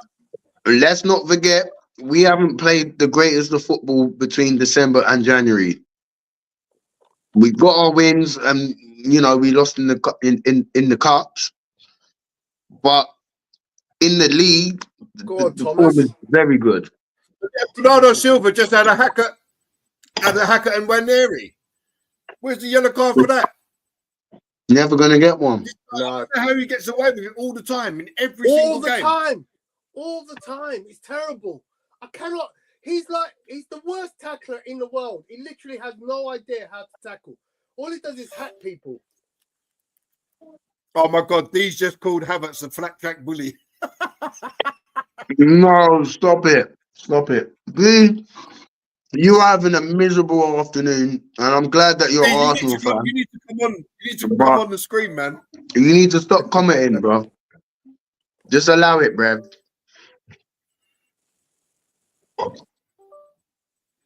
Champagne football at the Emirates, man. Yeah, Apollo is I mean, saying Declan that Rice we has had a scored- really quiet game, but he's been really good at everything he's had to do. Yeah, no, it's a great role for him. You know, look, You know, he gets a lot of freedom because of what Partey does. Let's be honest. who's that?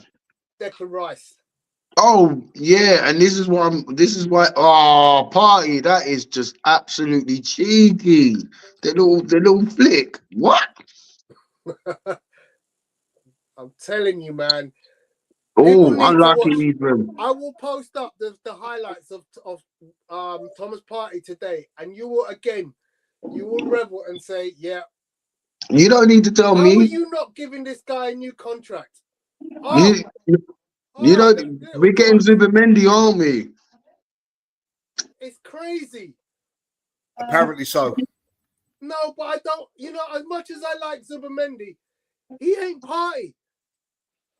Play Thomas Partey, bring Zubimendi, give him a season, and then let Thomas go. But don't just get rid of Thomas. Oh, he nearly scored from the corner. Ewan Timber just headers over the bar. A lovely whip ball to near post, stooping header. But it just goes over the bar. Well, sorry, it goes wide. Skelly's off for Calafiore. This Ranieri's footwork is just unbelievable. His ball control and the way he runs and changes direction is unbelievable. Oh, the way he sold John Stones and Lewis Skelly for his goal, man. Oh. The way he's sold, man. Sold him. So, Miles Lewis Skelly coming off, getting a rousing applause from the crowd. I think well done, Havertz. How special he is. Havertz for Sterling. Sterling on for Havertz, sorry. Come on. Do you know what would be the icing on the cake? Is if Sterling was to score against City right now. That's what my son just said, Lewis. Rare, come on, man. Ooh, good opportunity.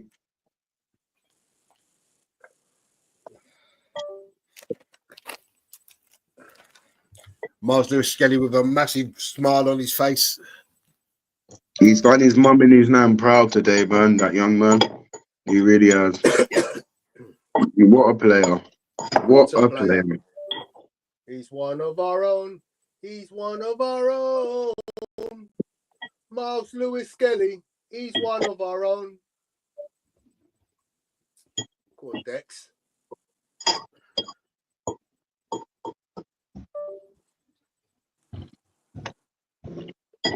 Pass, Thomas. Oh, Jesus. Oh, Ranieri. Stop it, Ranieri. This guy.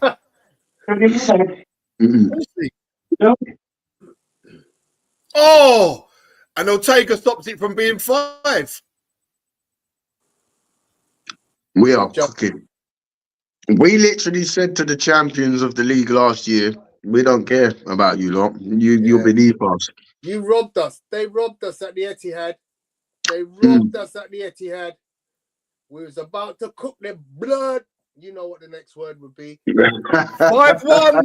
It's 5-1. Who asked for 5? They've obliged. Come on. They've obliged. Lewis asked for 5, and they said, "We got the 5. We got the 5 bullets. Come on." It's Ethan Ranieri. Makes it right. 5. Let me. Do you know what? In my group chat on Telegram, everyone's like, "Oh, Ranieri needs to start." I was like, sometimes you need something off the bench. I'll screenshot it and I'll put it into our chat. Yeah. Wow. Beautiful. But I said sometimes with these players,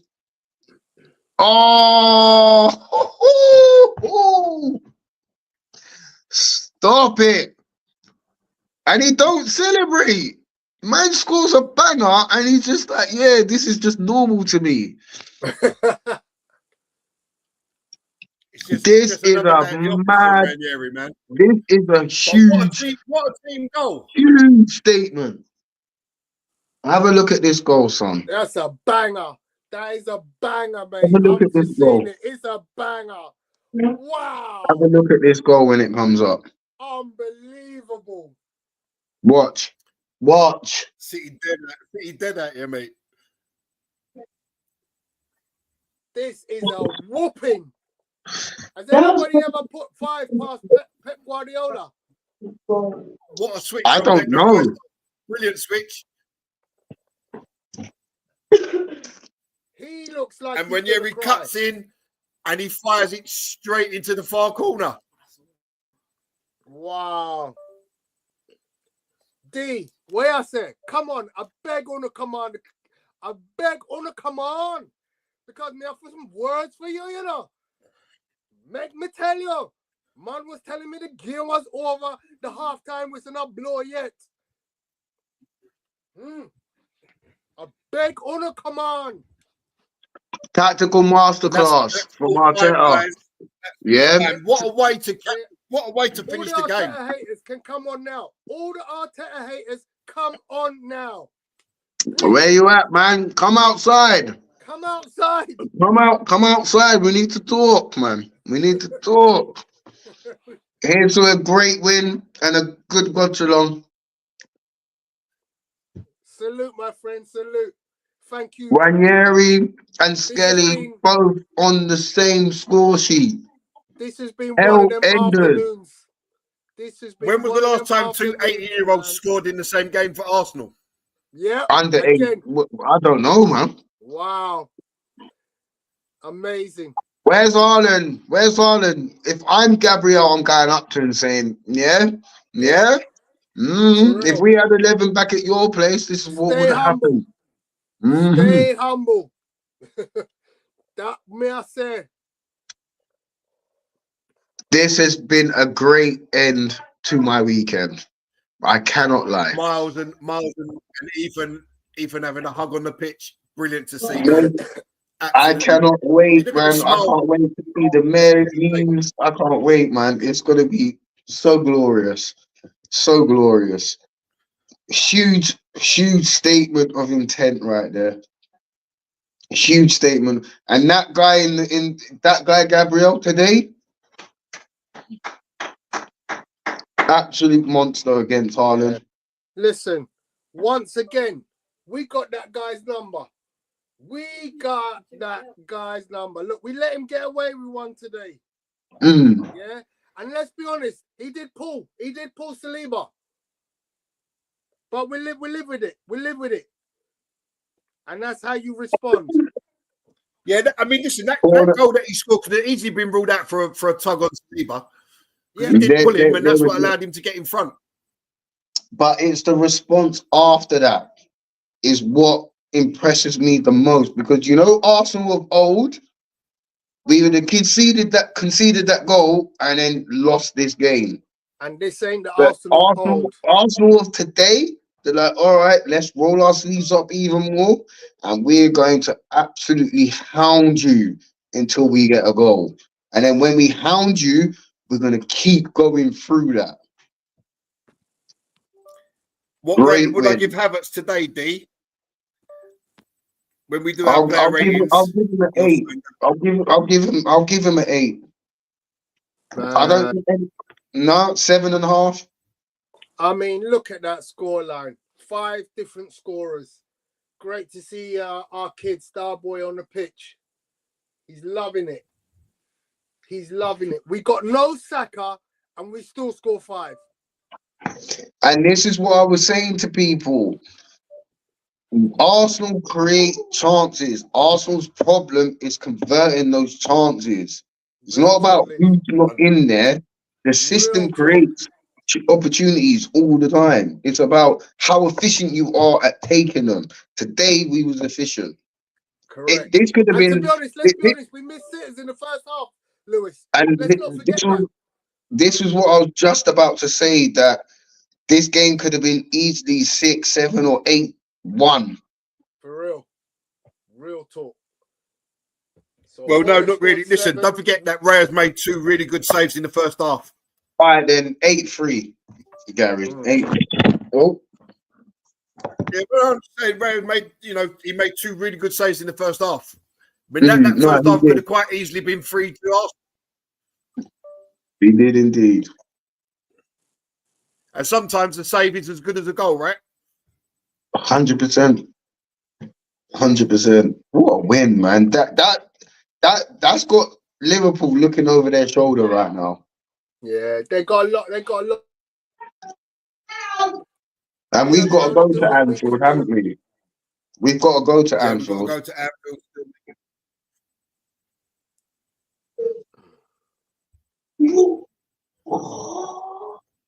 So Martin Odegaard has now scored the same amount of Premier League goals for Arsenal as Mesut Ozil with 33. Can I put a little bit of perspective on this? That, Odegaard was slightly older when he came to Arsenal than Odegaard. So Odegaard's always going to have, his stat sheet of scoring and assisting is going to be more depending on when he leaves. Yeah. But doesn't take away the fact that that young man can create anything out of anything. He just got, sometimes he needs to shoot a lot more. True that. True that. Because he takes up some really, really good positions in the box. You're like, mate, just slap the ball in. Look at that, man. And we leapfrog Forest as well, man. They're 3 points behind. You look at some of the chances that we missed, and Odegaard's assist would have been so many, it would be unbelievable. We just need to improve that goal difference a bit more, man. We're a few behind Liverpool, and they've got 2 games. You know what? I've got this funny feeling that Everton are going to turn up in midweek, against Let's Liverpool. not forget their game in hand comes next week, doesn't it? No, it's this week. This week. No, the 12th. I thought it was the 12th. No, I'm pretty sure it's this week. Maybe you're right, Gary, actually, because the League Cup is in the week, isn't it? Yeah, it's the I've got a 12th. feeling. It's Wednesday the 12th. Oh, okay. All right, so it's Wednesday. But even still, So because they've got double game week, haven't they? We've got Leicester on the Saturday, 12:30 kickoff. 12:30. Oof. And then Liverpool have got Wolves on the Sunday, and then we'll be 11 on games. Right.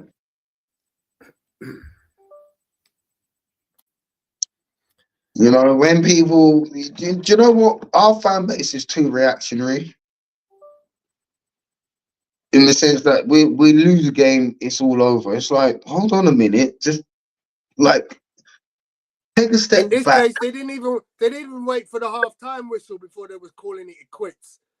I never do that, man. You're 1-0 up Madness. at half time. What do you mean calling it quits at half time? You're 1-0 up. Do you know what I mean? I actually thought this game Look at was this going to guy. be a draw. Look at this guy. Look at this guy. What's he saying? Pillow for Odegaard. Scared to take penalties now. Decent player, nice to watch, but way overrated. I'd take Fernandes over him. Hell no. Hell no. Don't even read the rest out, Gary. Hell no. But Odegaard. D, what you say, you contradict yourself, because 1 minute you're saying Odegaard's overrated, and then you're saying if you give him Gyökeres, he'd thrive. You can't have your cake and eat it. It's the double standards again. So Miles Lewis-Skelly, 18 years old and 129 days, is the youngest player to score in the Premier League against the reigning champions since Wayne Rooney for Everton against Well, I remember Arsenal that goal. 2003.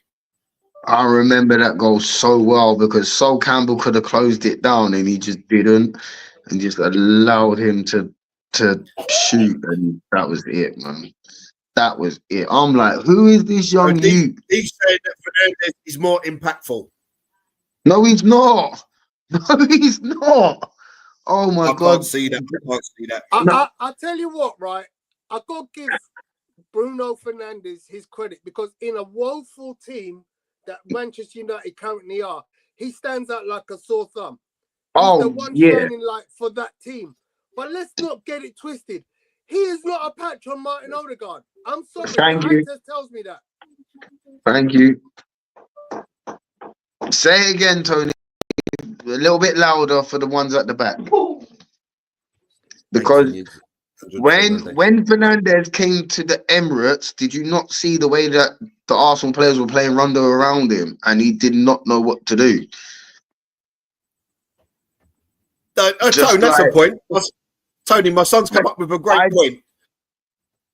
You just said you just put that stat up about Miles Lewis-Skelly, but ain't 1 year younger than him. He is, yeah. He is. So he is would 17. He would have the record. No, look at what it is. Against the reigning champions.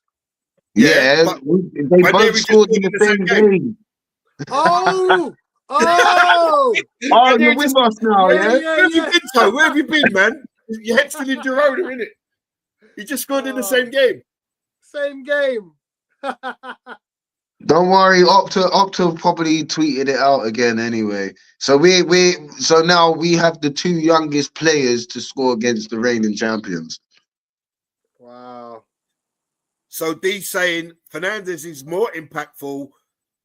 Odegaard has more ability. He wants impact over ability all day long. And do you know what, Gary? The guy's digging the hole even bigger here. Just stop. Just stop. Just stop. In the JCB at the moment. You see it in the JCB. Just stop, man. It's like the Grand Canyon at the moment. The more you post, the worse it gets. Just stop. Just allow it.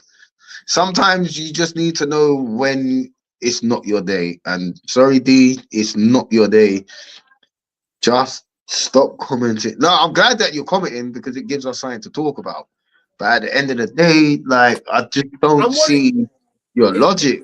Yeah, and what it does is it kind of shows up some of the infallibilities in our supporter base. Look, we're a group of supporters. We support our team through thick and thin. Yeah. At the end of the day, we ain't supporting Tottenham. Yeah. And think about what their fans are going through right now. Yeah. We've had to go through a barren spell. But we're seeing something right now. And we're all happy because trust me, I ain't flying all the way to Barcelona to watch us play Girona on the expectation that we're losing. I'm going because this team to me are doing something. I go to the games because this team to me are doing something. I like what the manager's doing. Yeah. Now he ain't always gonna get it right. But bearing in mind the amount of injuries he's had, this guy deserves a great deal of credit. Tony, please don't look at Cranky's comment. Oh no, bring it up, man. Highlight it. Bring it up. Party should not be graded today. I know Cranky's having a bubble. Cranky's having a laugh there. He knows. Do you know what, Tony? Do you know what? Do you know what? So good, there's no grade good enough. That's what he means. Do you know what you do? Do you know what you do, Tone? You just find the highlight reel of today's game and you inbox it to him with no words. No, Cranky's joking. He knows. Cranky knows. Remember when Cranky was on about the youth and how they're not good enough? Are the youth good enough today? Yeah. I mean, he was always on Saka's case. Always. I don't remember the last time he even said anything about like when Yeri and Skelly. He's calling Cranky a troll. What the hell? Oh my god! It's all going wrong. It's all going wrong. He's there. Lewis, me, I've got to defend myself. Lewis, what are you talking about? Me, which youth? I don't. These two youths, are you crazy? I'm the one booting them up. I'm the one saying Arteta don't play youths. What are you talking about? Huh? I'm the one saying Party doesn't belong on this planet. What are you talking about, Lewis? Let's rerun it before when Yeri. Please go back to the tapes. I'm the one who says those kids, Arteta doesn't play kids. That's why Arteta You know what? This is the first time I've seen you in colours, man, and you look great. Can I just say that? It is the first time I've been on the live and you've been in colours, man.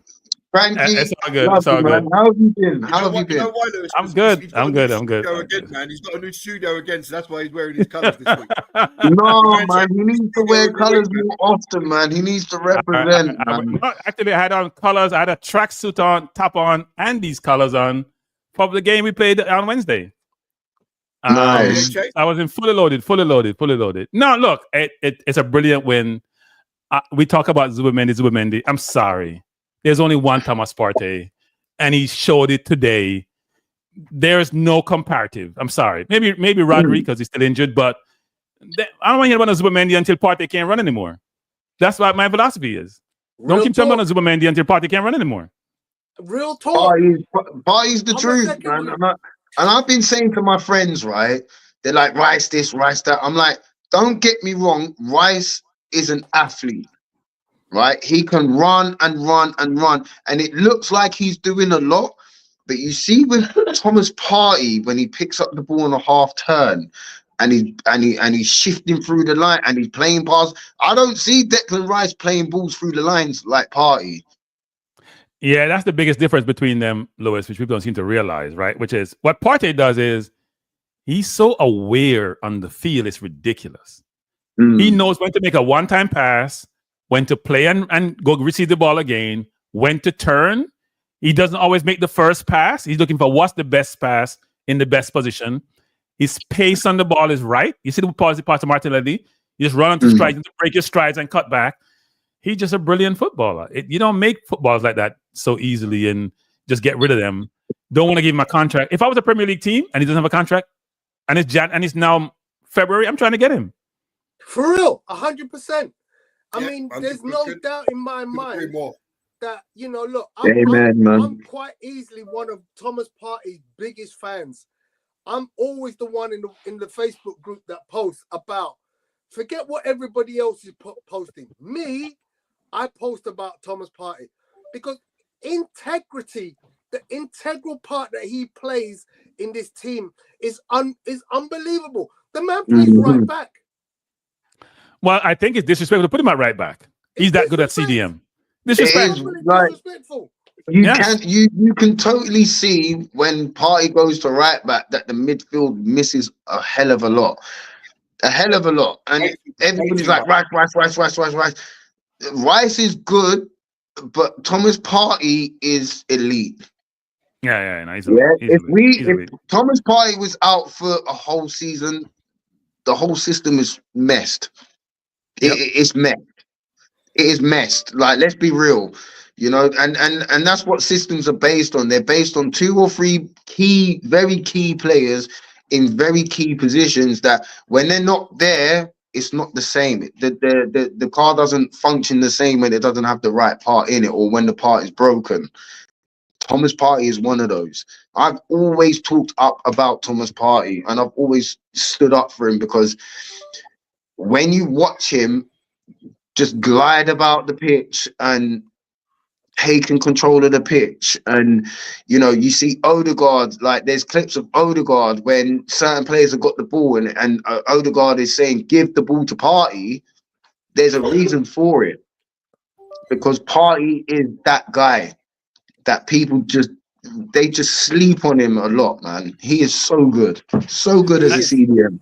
Yeah, and here's another thing we don't realize: when you're playing CDM and you're playing that deep, you have to be very careful with the ball. Because you get dispossessed, the other team is in and goal, right? Just like how we dispossessed them. We just scored 2 in the first half of the game.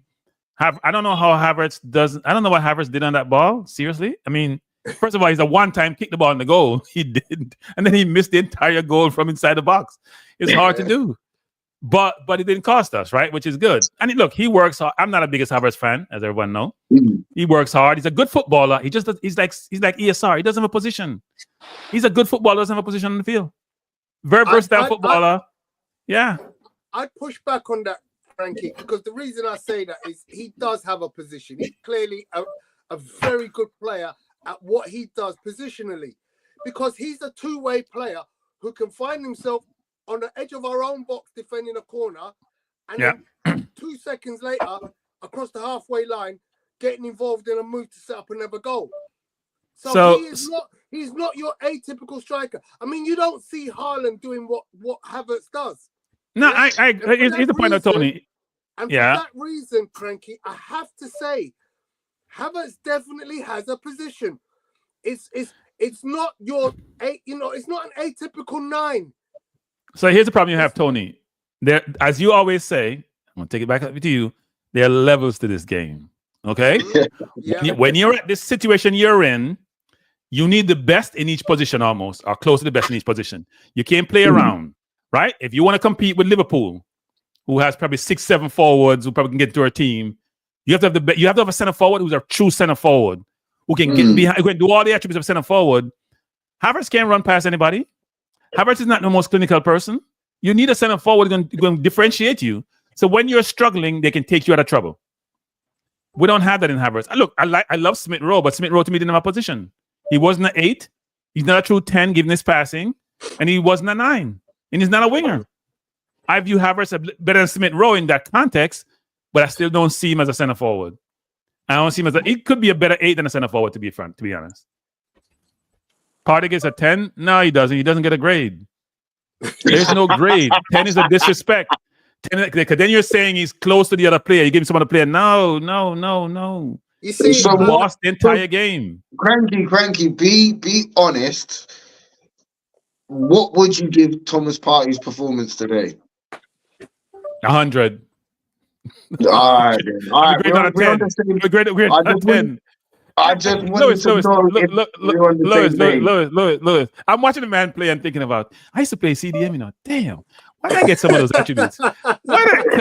Why did I get some of those attributes? How do you and they have turned so easily and see the pass between the line at the right pace? You're under pressure, but you don't feel pressure. There's very few footballers who are under pressure and you don't feel pressure. You don't feel pressure. You don't feel pressure. It doesn't feel pressure. Doesn't feel pressure. I need to watch more YouTube videos on him because I play in his position, but I don't make it look effortless like that, man. He picks up the ball. Say it again, Gary. Who are you talking about? Sorry. Oh, myself, man. I need to watch more videos of Partey on how he picks up the ball, the areas that he does. Like, you can learn so much just from watching him. He is such an exceptional footballer. He's exceptional at what he does. He really is. You know what he does? Also, people don't realize how he toes the ball off your foot, how he stretches his long leg and just dispossess you. Right? You think you're comfortable. You think you shield the ball? No, his legs are long. He just get the balls out of your possession, and then you're struggling to recover the ball. He just does so many things good. He's not the quickest nowadays, right? He's not that Atletico Madrid where he was much more athletic than he is today, but he's just a complete footballer. And he got to be given his flowers. Yeah. You know what they should start doing, Tony? Hey, Apollo, you guys need to start singing in the stadium, re-sign him. You used to tell Aubameyang the decided thing. Pressure Arteta to re-sign Partey. We can't afford to go give Partey away for nothing. You're absolutely ridiculous. Right, Cranky. I absolutely agree 100%, which is why I've constantly been saying, up until now, I have said it and I will continue to say, how this man hasn't got a new contract in front of him, offering him more money and at least a one with +1 year deal, it's criminal. Somebody at Arsenal needs to go and get their head wobbled, because I ain't joking you. Like literally this week, or was it last week? Somebody was saying, "Let's build a perfect player." Did you guys see that one? And everyone. No, I didn't see it. So basically, they asked a load of players around the league, different clubs: Ollie Watkins, Virgil van Dijk, and Kevin De Bruyne. I think it was Kevin De Bruyne was asked if you had to pick the head of a player, the body of another player, and the legs of another player, and he went, "I'll take Thomas Partey." And I'm of course. You know, there you go. You gotta go. If a man like Kevin De Bruyne realizes how good Thomas Partey is, you know, Zinchenko sings his praise, says how good he is. You know, you got to go. Listen, I can't let that walk out my team for free and not give an effort to. Well, Tony, you know what proved Tony? Kevin De Bruyne is as smart as you and I. We just realized that.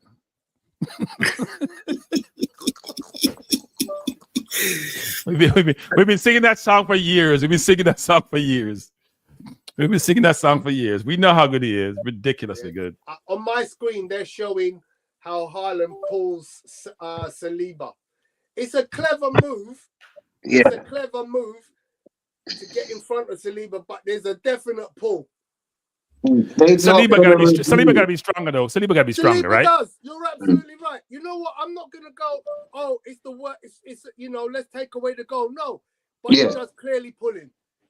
You know what happens too? Gabriel is playing the physical game. Saliba doesn't play the physical game, right? He plays physical when you're in front of him. Gabriel will be fighting with you 24/7, right? Because he and Haaland have a history. Obviously, you could see it when he fell and trying to lift him up. Like, no, I don't want your hand. You can give me a hand after the game's done. I'm the one your hand during the game. But Saliba is more finesse, actually, even though he's big and strong. So, yeah, it was a disappointing goal, to be honest.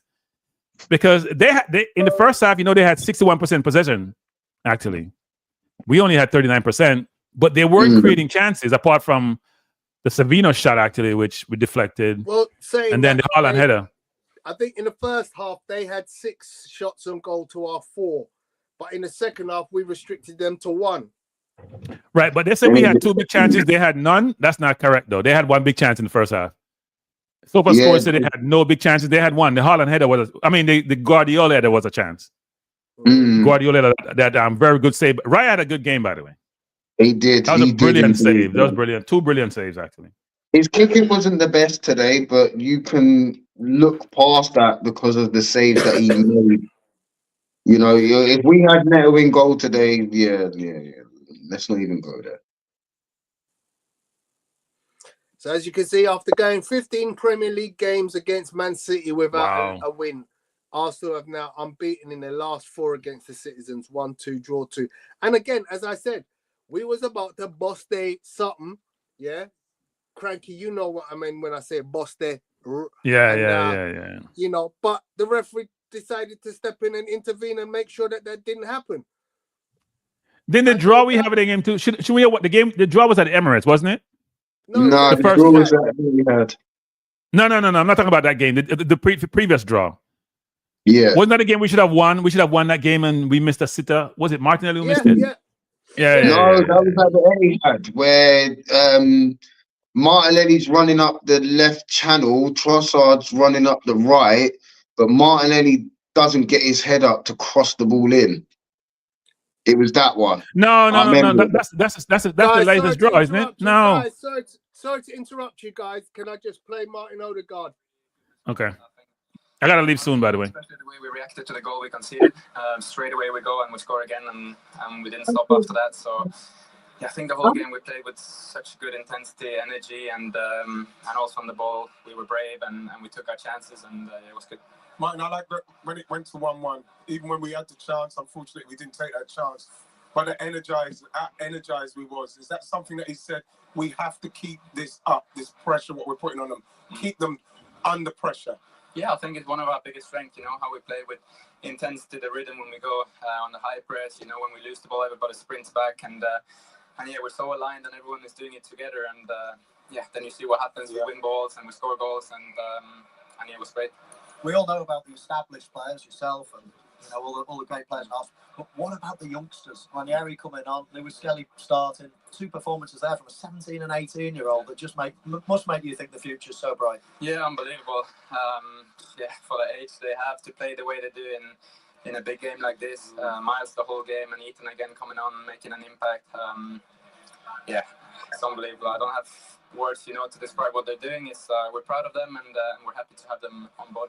Martin, incredible performance today. One thing I want to know is, when you're asked to press by Mikel, especially in a game like this, it didn't look like you were being told to press to just maintain and push people back. Was he giving you the message, try and get on the blind side and turn it over? Because the way that you and Declan did it, especially in the first half, was exceptional. Yeah, I think when you play Man City, they can do so many things, so you have to really adapt and you have to communicate and coach, so I think we were really well prepared. We had a clear game plan, especially in the high press. We know we're so good and so aggressive, and yeah, you could see that in the first half we won 2 balls where we scored one and should have scored another one, and yeah, I think the whole team played really good in that way as well. You know what, Martin, when you look at the way it's gone so far up to this point, with the injuries, with certain decisions gone against us, how has it been in the camp in respect of continuing to keep going? You're looking at Liverpool, there's 6 points, the game in hand. How are you? What's keeping you going? We just got to keep going. I think it's a massive belief, in the team, in the group, what we can do. We know what we're capable of. We've been there now for 2 years fighting, and we know the quality we have. And I said it before the game that we feel like we have another gear to go into. And yeah, I think you could see that today. So yeah, the belief comes from there. We know the quality we have and the togetherness and the group. Yes, he won't stop smiling all night. You know that, right? On that belief, though, to do that to the champions in that manner, 5 goals. I mean, we've just been saying it's only the second time Pep Guardiola has ever conceded 5 in his managerial career. So what does that do to the collective confidence in this title race? Yeah, I think it's a big boost, obviously, to win a game like this. But already before the game, we had a lot of belief and confidence in the team and what we can do. And we've said it many times, we're going to go until the very end and we're going to keep fighting and we'll see what happens. But yeah, definitely a good boost for everyone. And you kept in there, 6 points off Liverpool now. I mean, you're going to just keep on their tails and keep in this fight? Yeah, we have to focus on ourselves. We have to do our job every week, every game. And then we'll see what happens. Fantastic performance today. Enjoy it. Well done. Thank you very much indeed. Pleasure, guys. So there you have it, guys. The captain has spoken. As you can see on the screen, only Michael Owen, who was part of that panel interviewing Martin Odegaard and Wayne Rooney, both 9, have scored more goals for a Premier League side than while aged 17 or younger than Ethan Nwaneri, who's on 7. He's the youngest player to score a Premier League goal against the reigning champions since Wayne Rooney netted for Everton. Obviously overtaking the previous one, which was Miles Lewis-Skelly in the same game. I guess the question is, though, what's the minutes and games comparison? Because Ethan doesn't get a lot of time, doesn't he? Rooney was playing regularly at 17. Rooney coming at the game at 16 at Everton, scored against us. Yeah. Was playing regularly after that, right? Yeah. He was a man. Minutes and number of games is important to do a real good comparison. It is a very good point there, Cranky. One which, look, Miles Lewis-Skelly looks the part. Ethan Nwaneri looks the part. We have got a lot to be proud of with those 2 kids because they have come into this side this season unexpectedly in my eyes. I didn't think they were going to make the mark that they made this season. I was worried at the end of last season, having lost Reece Nelson, having lost Emil Smith-Rowe, and thinking to myself, who's filling that hole? And let's be honest, when I saw Calafiori at the start of the season, I was convinced that was the left back of the future, Yeah. And to see what this kid has done makes me now go, rethink Miles Lewis-Skelly is the left back of this team. Now, whether he inverts and turns into a midfielder, because that's his actual position, that could happen.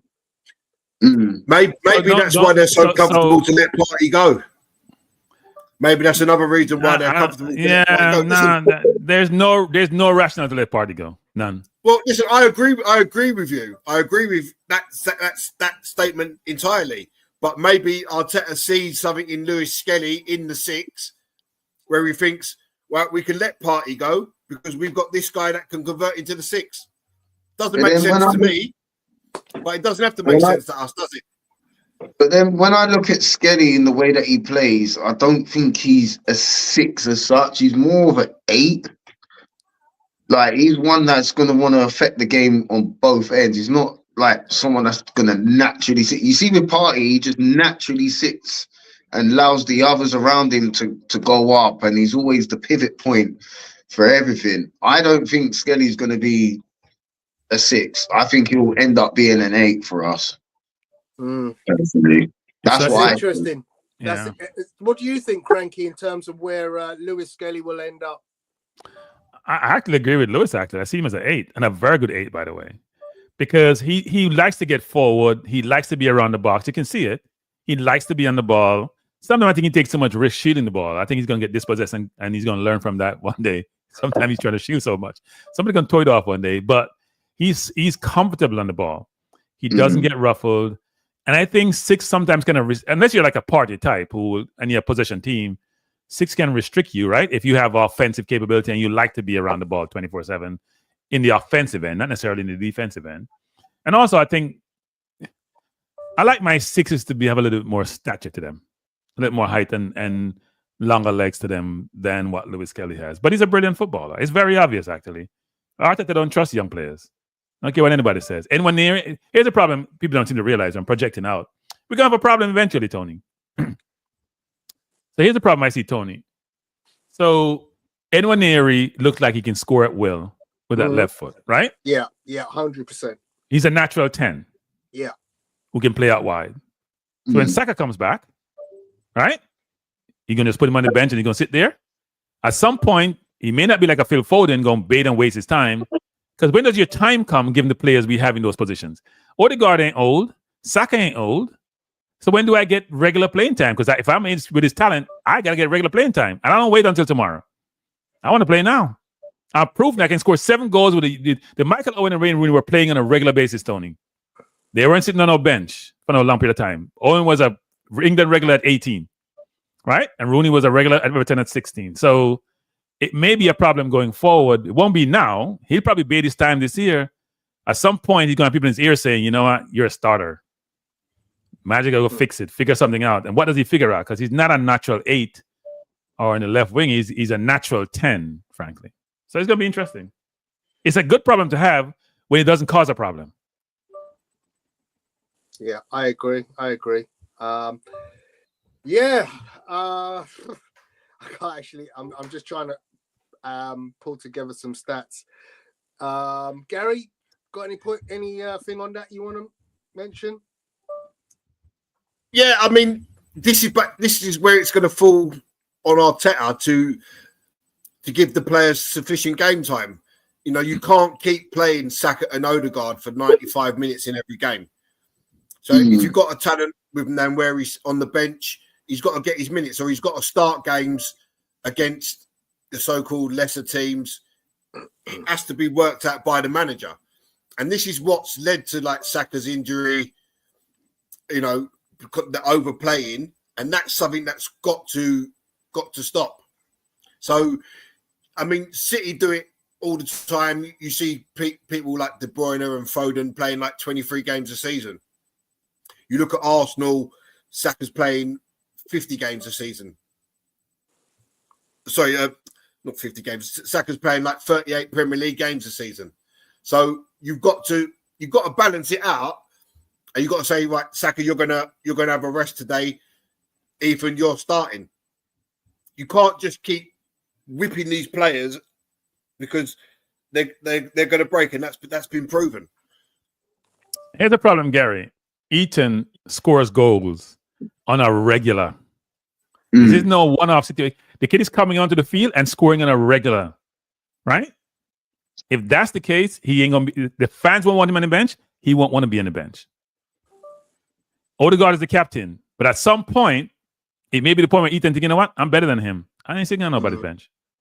So let's have a look at what some of the comments that are coming in. So that's a nice problem. You got to go way up in the comments, Tone, because D's been on the rampage. I know. But then I look at it as well that Arteta wants a selection headache.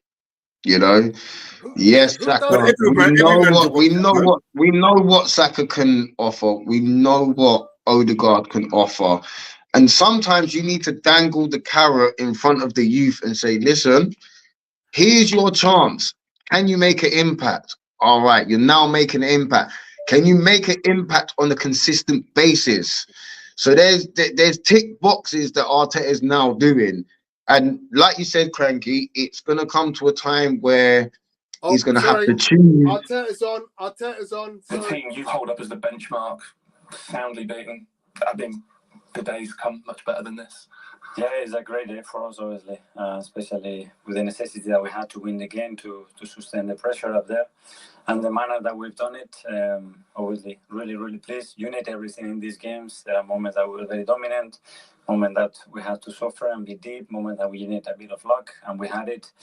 But overall, obviously, a very happy day. Was the way you pressed them, the way you squeezed them, certainly for the first 2 goals, absolutely key to your success today?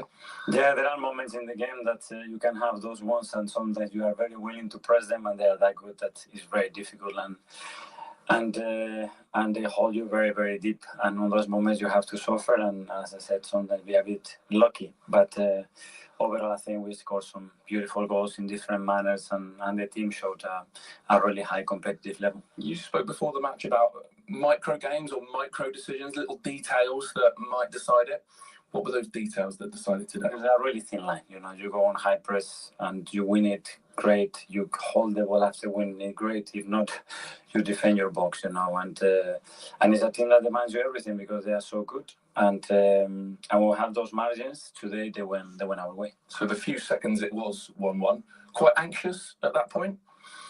Yes, obviously, because obviously that gives them momentum, and now we had on that period as well. We were deep for 4, 5, 6 minutes in a row. We didn't defend the ball in the box that well, and then they have this quality. Obviously, when you allow Haaland to do a 1-against-1 with the biggest space in the box, he's capable of doing that. I mentioned your teenagers, particularly Miles Lewis-Skelly today. How do you feel for him, especially after what we went through last weekend? Yeah, you need big individual performances against this team to beat them in the manner that we've done. And Miles was certainly one of them. The maturity that he showed, the competitiveness as well. On top of that, he scores a goal, probably is not in the books. Great. And Ethan comes in again and he plays with that personality again, and it's got a beautiful goal. With Miles, just tell us a bit about his journey. I've heard you talk about it a little bit in your press conference. You saw him and he was a midfielder. How have you got him ready for this team, and how has he got himself ready for this team? It's him. He's been pushing us since he's been with us. We really like the character, the personality. He's got so much courage. He's very well prepared. He's very intelligent, and he's got qualities that fit in the way we want to play. And then he earned the right to get respected by the teammates. Then he got some minutes, he got them, and he's asking for more. And when the competition is high, he deserves to play. What did you make of the spirit today's game was played in? There was maybe a few moments where it looked like it might spill over, but I guess you'd expect a bit of that between two big rivals at the top of the Premier League. And I think you just walked towards your interview, you and Pat together, so all seems well. You have to. I mean, you're going to suffer in periods of the game, you know that. And we did it when we had to do it, again, with a bit of luck in the right moments. And then we have the opportunity to win the game and be ruthless. Today we were. Okay, so it's been a Sunday to celebrate for Arsenal fans. Might it be a Monday to celebrate for Arsenal fans as well with what you do in the transfer market? How likely is something, Mikel? I don't know. I've just been focused the last 24 hours on what we had to do to try to beat Man City. Now we've done it. Okay, we will discuss the situation as we always do, and then Newcastle. That's the important thing. But I mean, you talked about, I know guys like me have asked you again and again, how necessary is it that you get something in? But then I guess you don't want to leave yourself in a situation in the summer where you've eaten into your budget and PSR constraints and stuff like that. No, it's about the intentions, and the intention, I think we've been very clear from every angle what we want to do.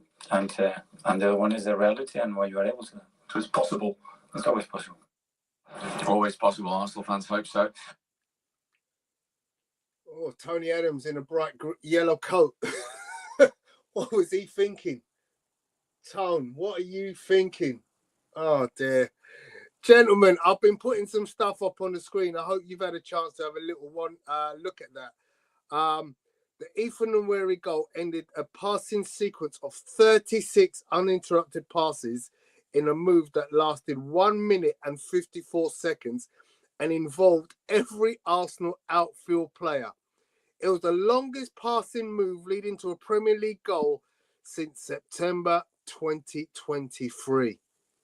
Arteta ball in full EFF ECT, otherwise known as effect. What do you say? Excellent.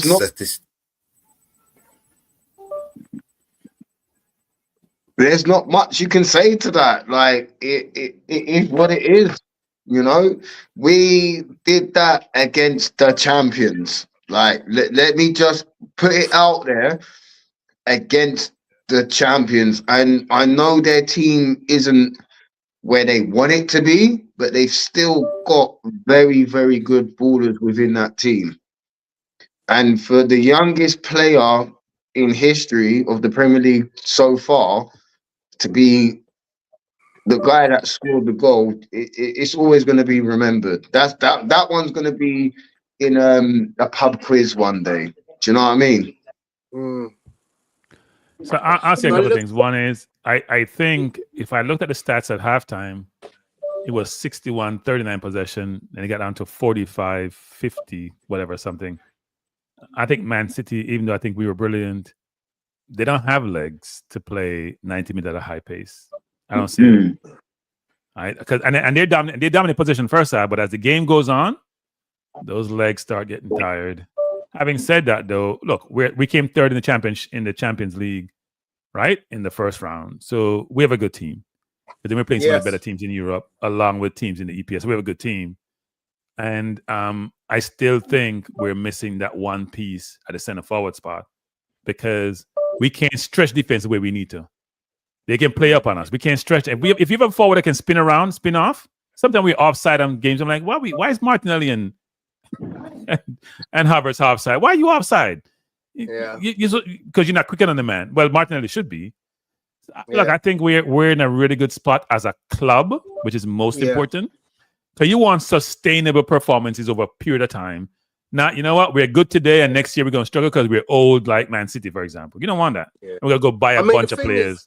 It's interesting what you're saying there, Cranky. I mean, look at some of these statistics. Leandro Trossard, no shots on target, no key passes, 88% pass accuracy, no aerial duels won, only 37 touches of the board. There's an instant upgrade right there. Yep. There's an instant upgrade. Without, look, even if you move Martinelli to the left and play and wear it on the right, it's an upgrade. Yeah, it's an upgrade. Yeah, it's an instant. You don't even need to add a player into the squad, but you can make an instant upgrade straight away. Just how does Trossard get a higher grade than Gabriel Magalhaes? Who the hell is doing these ratings? Leandro Trossard gets these kind of statistics game after game after game. Occasionally gets a goal, but he gets these kind of things all the time. Yeah? I actually think Trossard had a good game today. Yeah, and people who want to have a go at Kai Havertz, yeah? Where does Kai Havertz play? Well, 4 shots, 2 on targets, 1 goal, 1 key pass. Look at this passing accuracy, 96.2. Nah, that's impressive. 1 aerial duel 1 and touches 35. So Tony, I'm gonna stop you right there. Go ahead. These stats I will say this: stats are great, and I love stats. The stats doesn't show me there that goal he missed in the first half. Yeah, you're right. He didn't hit the target. It's in the 4 shots, but that goal has to score. No, I get that. But what these stats do also show is contribution. Yes, true. Yeah, which is clearly his. Guys, can I just ask you a quick question?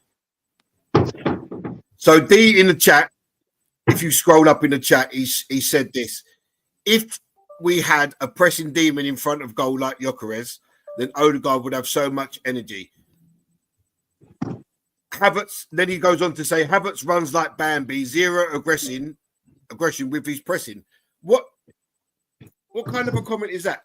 Havertz presses like a madman. He presses. He's not quick, but he presses. He has a lot of energy. He's a good Tony said it. He's a good footballer, people. His hold up play, his layoff, but he ain't gonna beat nobody. He ain't gonna run past anyone. That's what I have with the problem I have with him. He's a good footballer. But I need differentiator. I mean, the thing is, you take the fastest player in the Arsenal team, Martinelli. He ain't gonna run no past to nobody. But Martinelli doesn't play with a brain. He doesn't play with a footballing brain. He plays with his head down, Martinelli. You literally think you got the speed to throw a left foot step over, a right foot step over, move the ball, run past the player, and you got 5 yards because of your start of speed. All you need to do, I'm not joking you. I'm not a genius football coach, but I'm looking at a player and I'm thinking to myself, show him a step over. Show him how to step, and then move the ball and run. Because what you do when you do the step is you stop the player's motion. Because I'm anticipating your knock and run. But if you step over, you move him that direction, and then you move it the other way. I don't know if that's taught anymore, Tony, because it's not being used as much as it used to, right? I mean, defenders are smart nowadays, but you're right. The ability to move your body and move people out of position and set them up is not happening with our wingers. It doesn't happen with our wingers. It's not happening. No. And it baffles me. It really does baffle me. Like you got to what doesn't baffle me though is 5-1 doesn't baffle me. In fact, 5-1 is such a pleasure. I enjoyed my entire weekend. I have no stress this weekend. My Knicks lost last night. I'm like, who cares?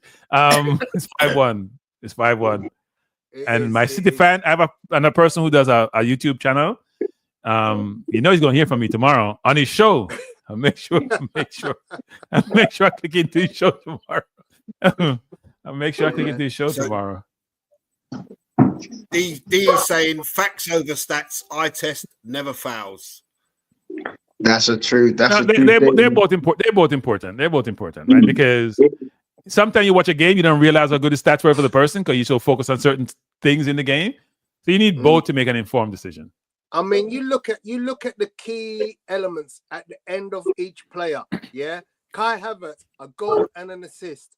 Gabriel Martinelli, an assist. Declan Rice, 2 assists. Martin Odegaard, a goal. Thomas Partey, a goal.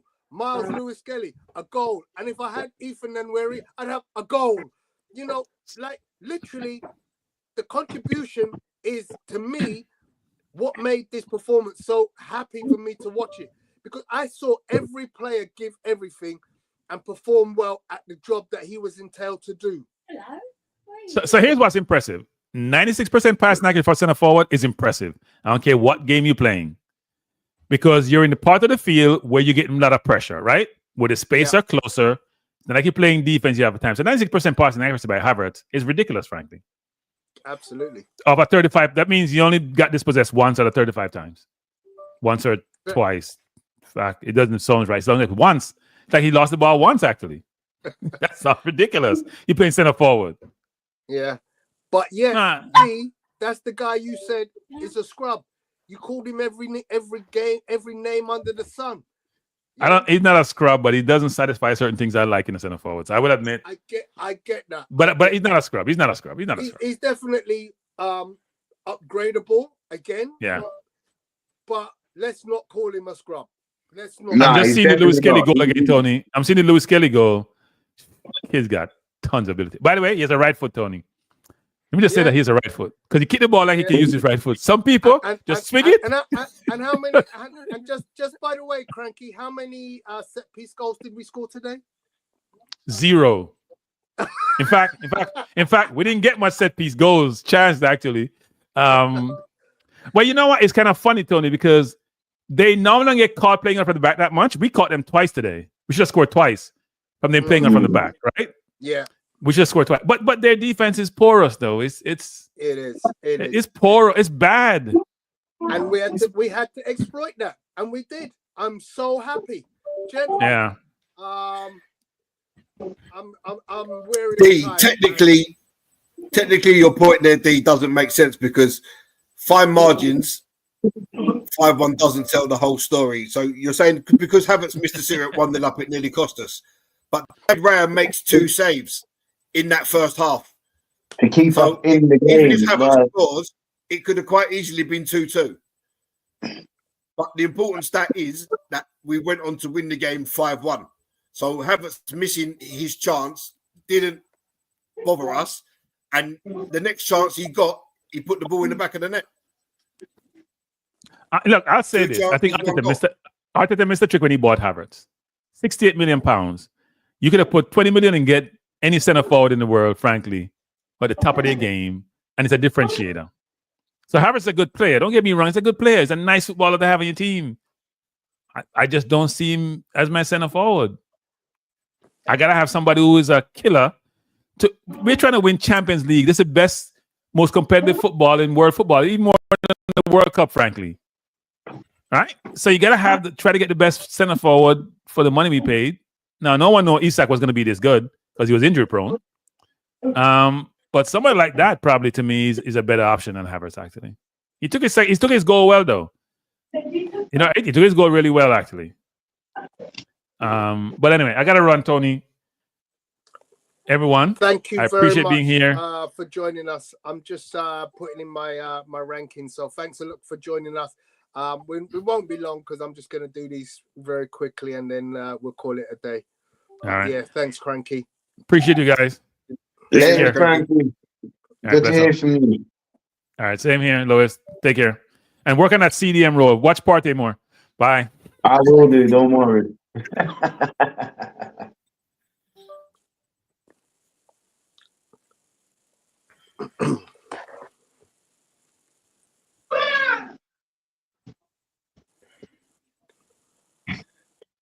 Okay, Lewis, you want to just give us your rundown of what you thought of everything today?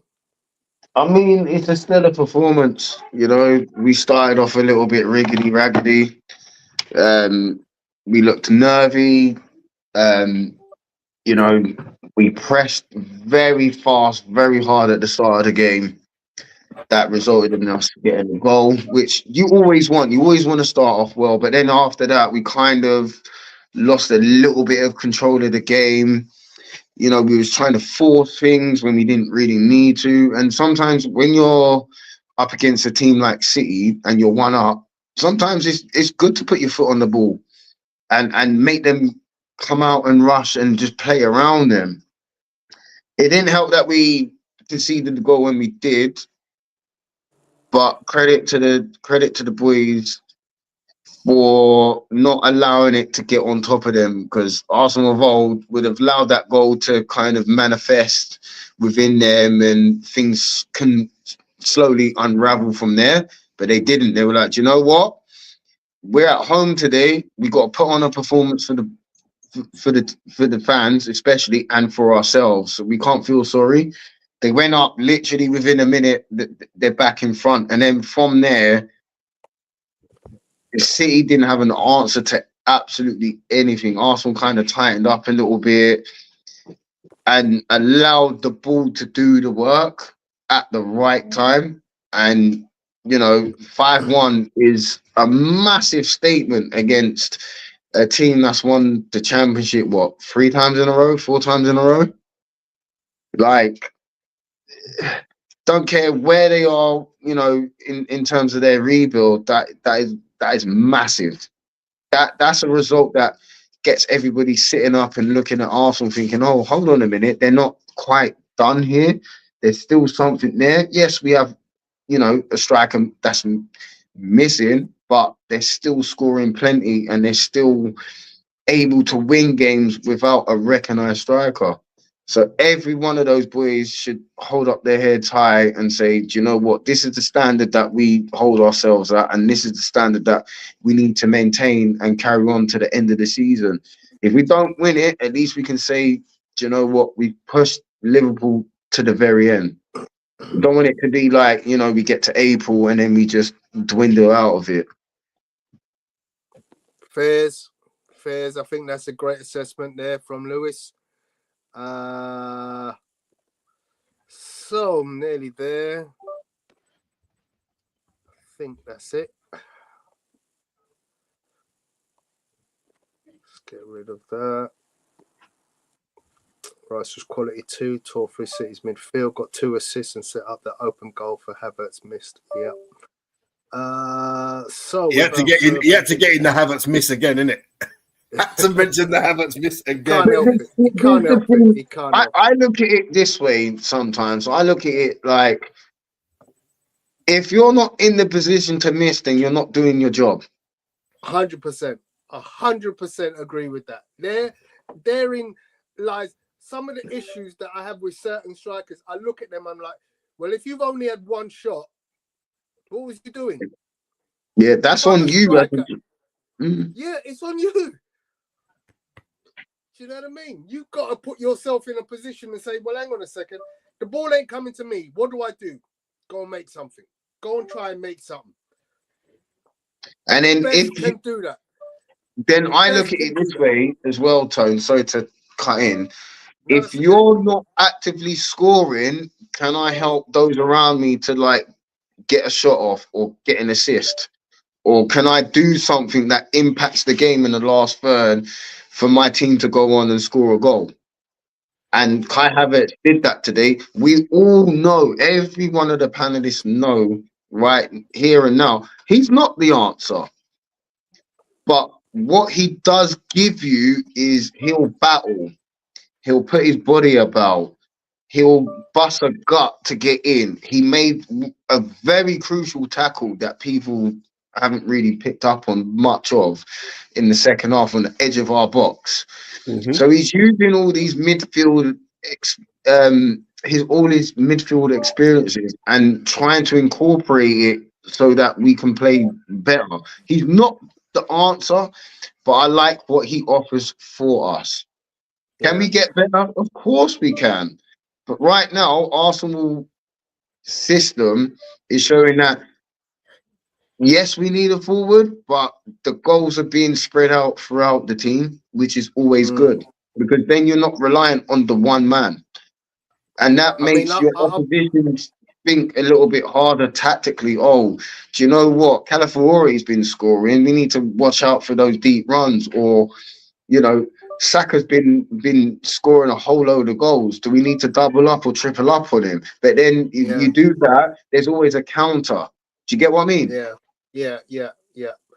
I mean, the thing that I want to point out about Kai Havertz, and this is to put some final nails in the coffin against D, right? Kai Havertz, shots today 4, shots on target 2, goals 1. Yeah. Well, you could turn around and say, well, Erling Haaland's more efficient. One strike, 1 goal. Yeah. Kai Havertz, 35 touches of the ball. Erling Haaland, 9. That tells you a lot. This is a 90-minute game, you know.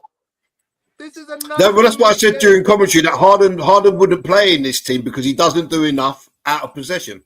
90 minutes. And my striker, who scores 30 goals a season, touches the ball 9 times? I mean, what the hell is Pep Guardiola doing? Can he not see that this guy is useless when he doesn't have the ball? He knows it. He just chooses to ignore it. There's a difference. He knows it. He just doesn't care because Haaland's there purely to score goals for them. He's not there to do anything else. I mean, you know, I'm sorry.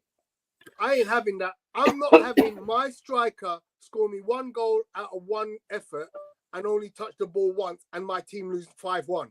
Sorry.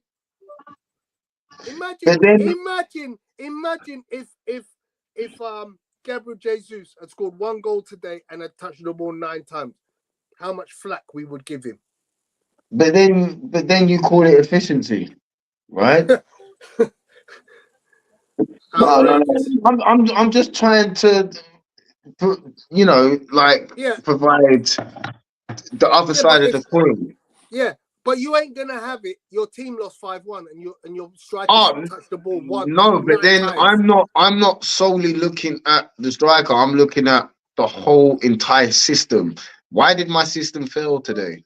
What was it? Arsenal were absolutely hungrier, more determined. They wanted it more. And, you know, when Cranky's saying about the statistics of, you know, City had the ball, Arsenal have been there and done it when we've had possession of games and not won. Yeah, it's all about efficiency. It's all about when you get your chance, can you take it? Can you put it in the back of the net? Today, Arsenal were clinical to a point. We could have been a lot more clinical, but when you look at a 5-1 win against a team that's won the European, they've won Champions League recently. They've won 3 leagues in a row. You know, they've been the dominant force of British football. That is a huge result. That is a shockwave of a result. Yeah. It really is. And I think a lot of our fans should be absolutely proud and ecstatic about how we went about business today. It wasn't ideal at the start, but we grew into the game and realized, you know what, we're not respecting you lot. We're just gonna go in and do what we need to do. Yeah, I mean, I wouldn't say Havertz is a poor signing. He's when you build a squad, right? So every different player, different positions. It's about building the best squad that you can. So, Yeah. is it the answer up front? No. We can all see that. Does he do a good job in the team? Yeah, very good job. The distance he covers, the tackles he makes, the duels he wins are all up there with in the highest in the squad. He's like rated number 1 or 2 out of all duels won. So he brings a lot to the team. Is it his fault that he's been thrust into the striker role? No, that's on the manager. Mm. Yeah, so there are upgrades and better options available, but Arsenal have got to be serious and go and get one. Until they get one, we have what we have. And yes, he misses chances, but if you go and look at the chances missed in the Premier League, I think number 1 is Ollie Watkins with 19. Yep. And second to him is Haaland with 18. And Havertz is down at 14 big chances missed, I think. 15 after today, obviously. But every striker will miss chances. What shows the mettle of the person is how they come back into the game after missing such a chance. And Havertz showed up today. You know, in the commentary, Lewis said, "Oh, what a tackle." Couldn't see who it was. It was Kai Havertz. Come with a run all the way back to the edge of his own box. Got in a fantastic tackle from behind the player, reached round with them long legs and back heel tackle, which then set Arsenal on the way to going forward again. So everything he brings to the team, you have to acknowledge him and tip your hat to him and say, look, yes, you're leading the line at the moment. Are you the answer? No. But you're putting in performances every week, every game. You're running your heart out. You're tackling back. You're winning aerial duels. You're a top scorer this season with 15 goals. What more can you ask for a player than all of that? Mm. You can't. He's doing what he's been asked to do, really. And that's it, And just, you know. It's as simple as that. And just to solidify on some of that data, look at this.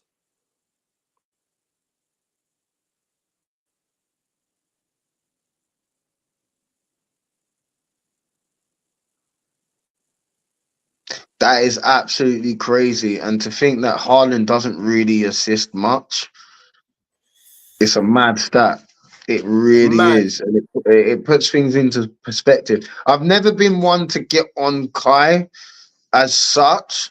There's certain chances I look at, I'm like, Kai, you have to do better there. And that's with anybody that misses, you know, from 2-3 yards out. But if you was to look at his heat map and how many kilometers he covers, it is just unreal. But Lewis, his work is unreal. Don't you think with Havertz, it could be a case of sometimes trying too hard because you want to get it right? And I think when a player tries too hard, that's when they're more inclined to miss. Yeah, but then I personally think because he was at Chelsea and the system was slightly different and it was a little bit more set. At Arsenal, it was a little bit more free roam-ish, where if you look at our midfield, apart from Odegaard, everybody's tall, athletic, and can do a job, like tackle forward, header, whatnot. The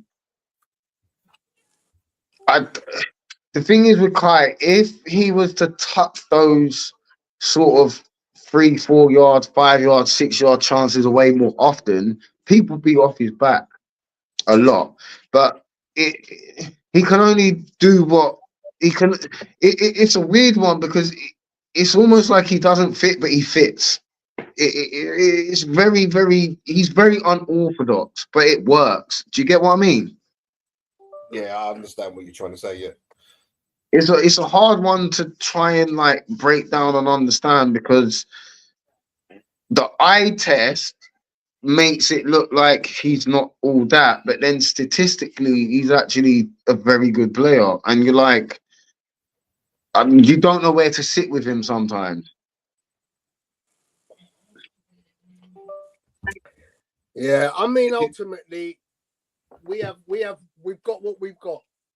We've got 1 day left of this transfer window in which to add at least one piece that can make a difference. And we all hope, I mean, I'll be praying that in the next 24 hours, 48 hours, is it finished tomorrow? Yeah, it's Tomorrow at finished 10 o'clock, yeah. So there's Tomorrow at literally 10 o'clock. 26 hours left. Yeah, so I'm praying the next 26 hours brings us that difference maker across the front line. I don't know who it's going to be. I haven't got a damn clue because it looks like everybody who's a decent target is said, nah, not this time. Come see me in the summer. But you know what? That's up to them. I'm still going to support this club, even if they don't get somebody. And I'm just going to hope. I'm just going to hope that we can ride it out until, look, we got another 2 months and we get Bukayo Saka back. But then he's still got to get up to match fitness. So you that's say why I more said 3 another months. 2 months because I I'm say sure he'll be back before the 2 months. I say 3 months personally. Yeah, it's definitely 3 Listen, months. I wouldn't even rush Saka back. No, because listen. The worst thing that could happen to him is he comes back and you pick up all these other little niggles when you haven't played for 3 months. It's going to take him a while to get back up to speed. You've got to be really careful with him. Hamstring problems can be a nightmare. But it's up to Arteta to get it right, isn't it? And other players pick up the slack. We've got Ranieri. You've got. Hopefully, we can get someone in that will help unburden his load a bit. So I wouldn't rush him back into contention. And hopefully we're still in the Champions League and then with a fight of the league when he does come back, and hopefully middle of April into May, we can see him back on the pitch and hopefully winning a bit of silverware. That's how I see it. We got a clash. We got a clash of deadline day end time. Yeah, Emerson says 11. I say 10. Is it 10 UK, 11 Europe? Because don't forget, Europe is an hour ahead. So maybe you're both right. Guys, I'm gonna very, very quickly run through my player ratings. I've got to jump off. I've got to jump off now, Tony. Lewis, much appreciate you. Much appreciated your time. It's been a pleasure having you on today. Each and every, man. Fantastic to watch. Definitely was, man. Take it easy. Wrap it up well. See you later, mate. Take it easy.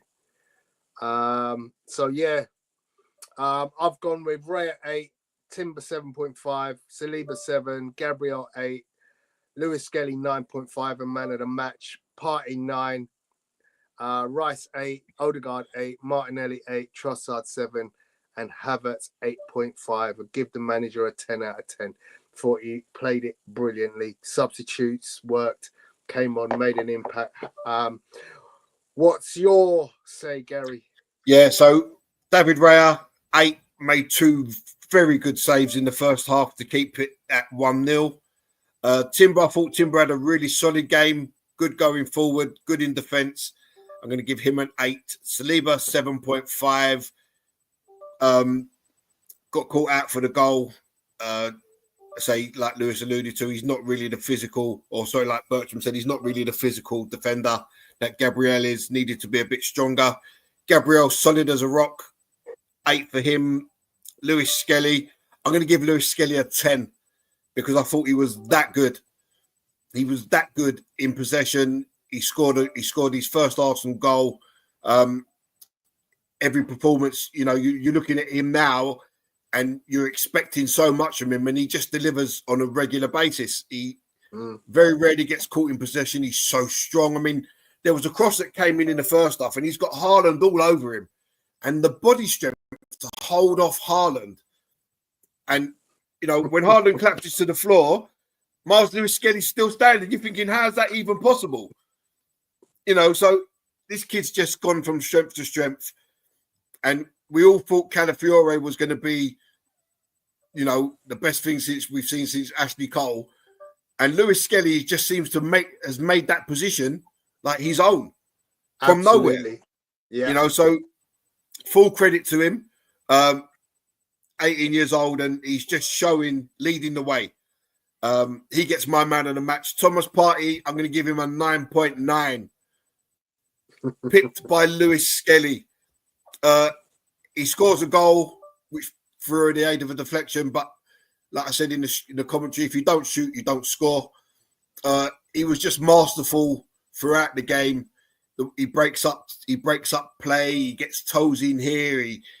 He turns on a sixpence, and all of a sudden he's going the other way. He played a lovely ball out to Martinelli for the Havertz goal. Just a great performance, and I just think it's criminal if he doesn't get an extension on his contract. You know, if you're going to sign Zubimendi, all well and good, but keep this guy here. Keep this guy at the club while other players get a chance to bed in. He's just phenomenal. Rice had a quiet game, but an effective game. He kind of played in a double pivot with Thomas Partey. He didn't really get forward much, but everything he had to do, he was effective. So 8 for him. Martinelli got an assist for the Havertz goal, but he was offside in the first half when he should never have been offside. And he just doesn't have that football brain that says to him, I'm super fast. I don't need to be offside. So I'm going to give him a 7. Trossard, 7. I thought Trossard had a good game, done everything he needed to. Havertz, I'm going to give him an 8. Mr. Sitter, yes. Scored a good goal. And got back, tackled, won duels, run his heart out again. Good performance from Kai, what we come to expect. And Arteta gets a 10 out of 10. The team that he picked, I think, was the right team. Made a couple of substitutions at the right time. Marino was assured when he came on, again, breaking up stuff, winning balls. And Nwaneri scored a banger. So full credit to Arteta and well done, the Arsenal. So, guys, thank you very much for joining us. It's been absolutely an amazing watch along today. We've had a lot of the panelists come and join us today. We had, a lot of good views. Thank you, D, for being so controversial in the chat. We appreciate you. Excellent ratings, but bar Havertz. He's going to give Havertz a 4. Come on, so D, man. I'll stick D's in there so that we can all have a look. D's giving Ray a 9, Timber 9, Willow and Gabby both get an 8, MLS got a 9.5, Partey got a 10, Dex got a 9.5, Odegaard got only a 6, Nelly got a 6, Havertz got a 4, Leo got an 8, Nwaneri got an 8, and Arteta only got an 8. I can't make you change your mind. It is what it is. Thanks for joining us, D. Appreciate you. And we look forward to seeing you again on our next watch along. Gal, any last words before we go? Yeah, D, next time we do a watch along, you have to come on. You have to be one of the panel. Yeah, that's great. Guys, if you haven't already done so, hit the like button, subscribe. Don't forget you can catch Apollo on his Twitter X account, Apollyon24. We're also on the Facebook group Arsenal #101. Are we on Wednesday, Tone? Up here. At this moment, we're likely to be on. Apollo should be available. I'm not 100% sure because I think I've got a meeting on Wednesday, if I'm not mistaken, but I'm sure I'll find a way. So, yeah, we look forward to seeing you in some guise or another on Wednesday. Might just be Apollo and Gary. Might just be Emerson, Apollo and Gary. But you might get the whole shebang. Might be D, Emerson, Apollo and Gary. Yeah, that would be a good one. That would be a good one. So, guys, thank you very much for joining us and have a great week. We'll see you again very soon. So long, guys. Come on, you Gunners. Yeah, I was thinking about the better days. My youth so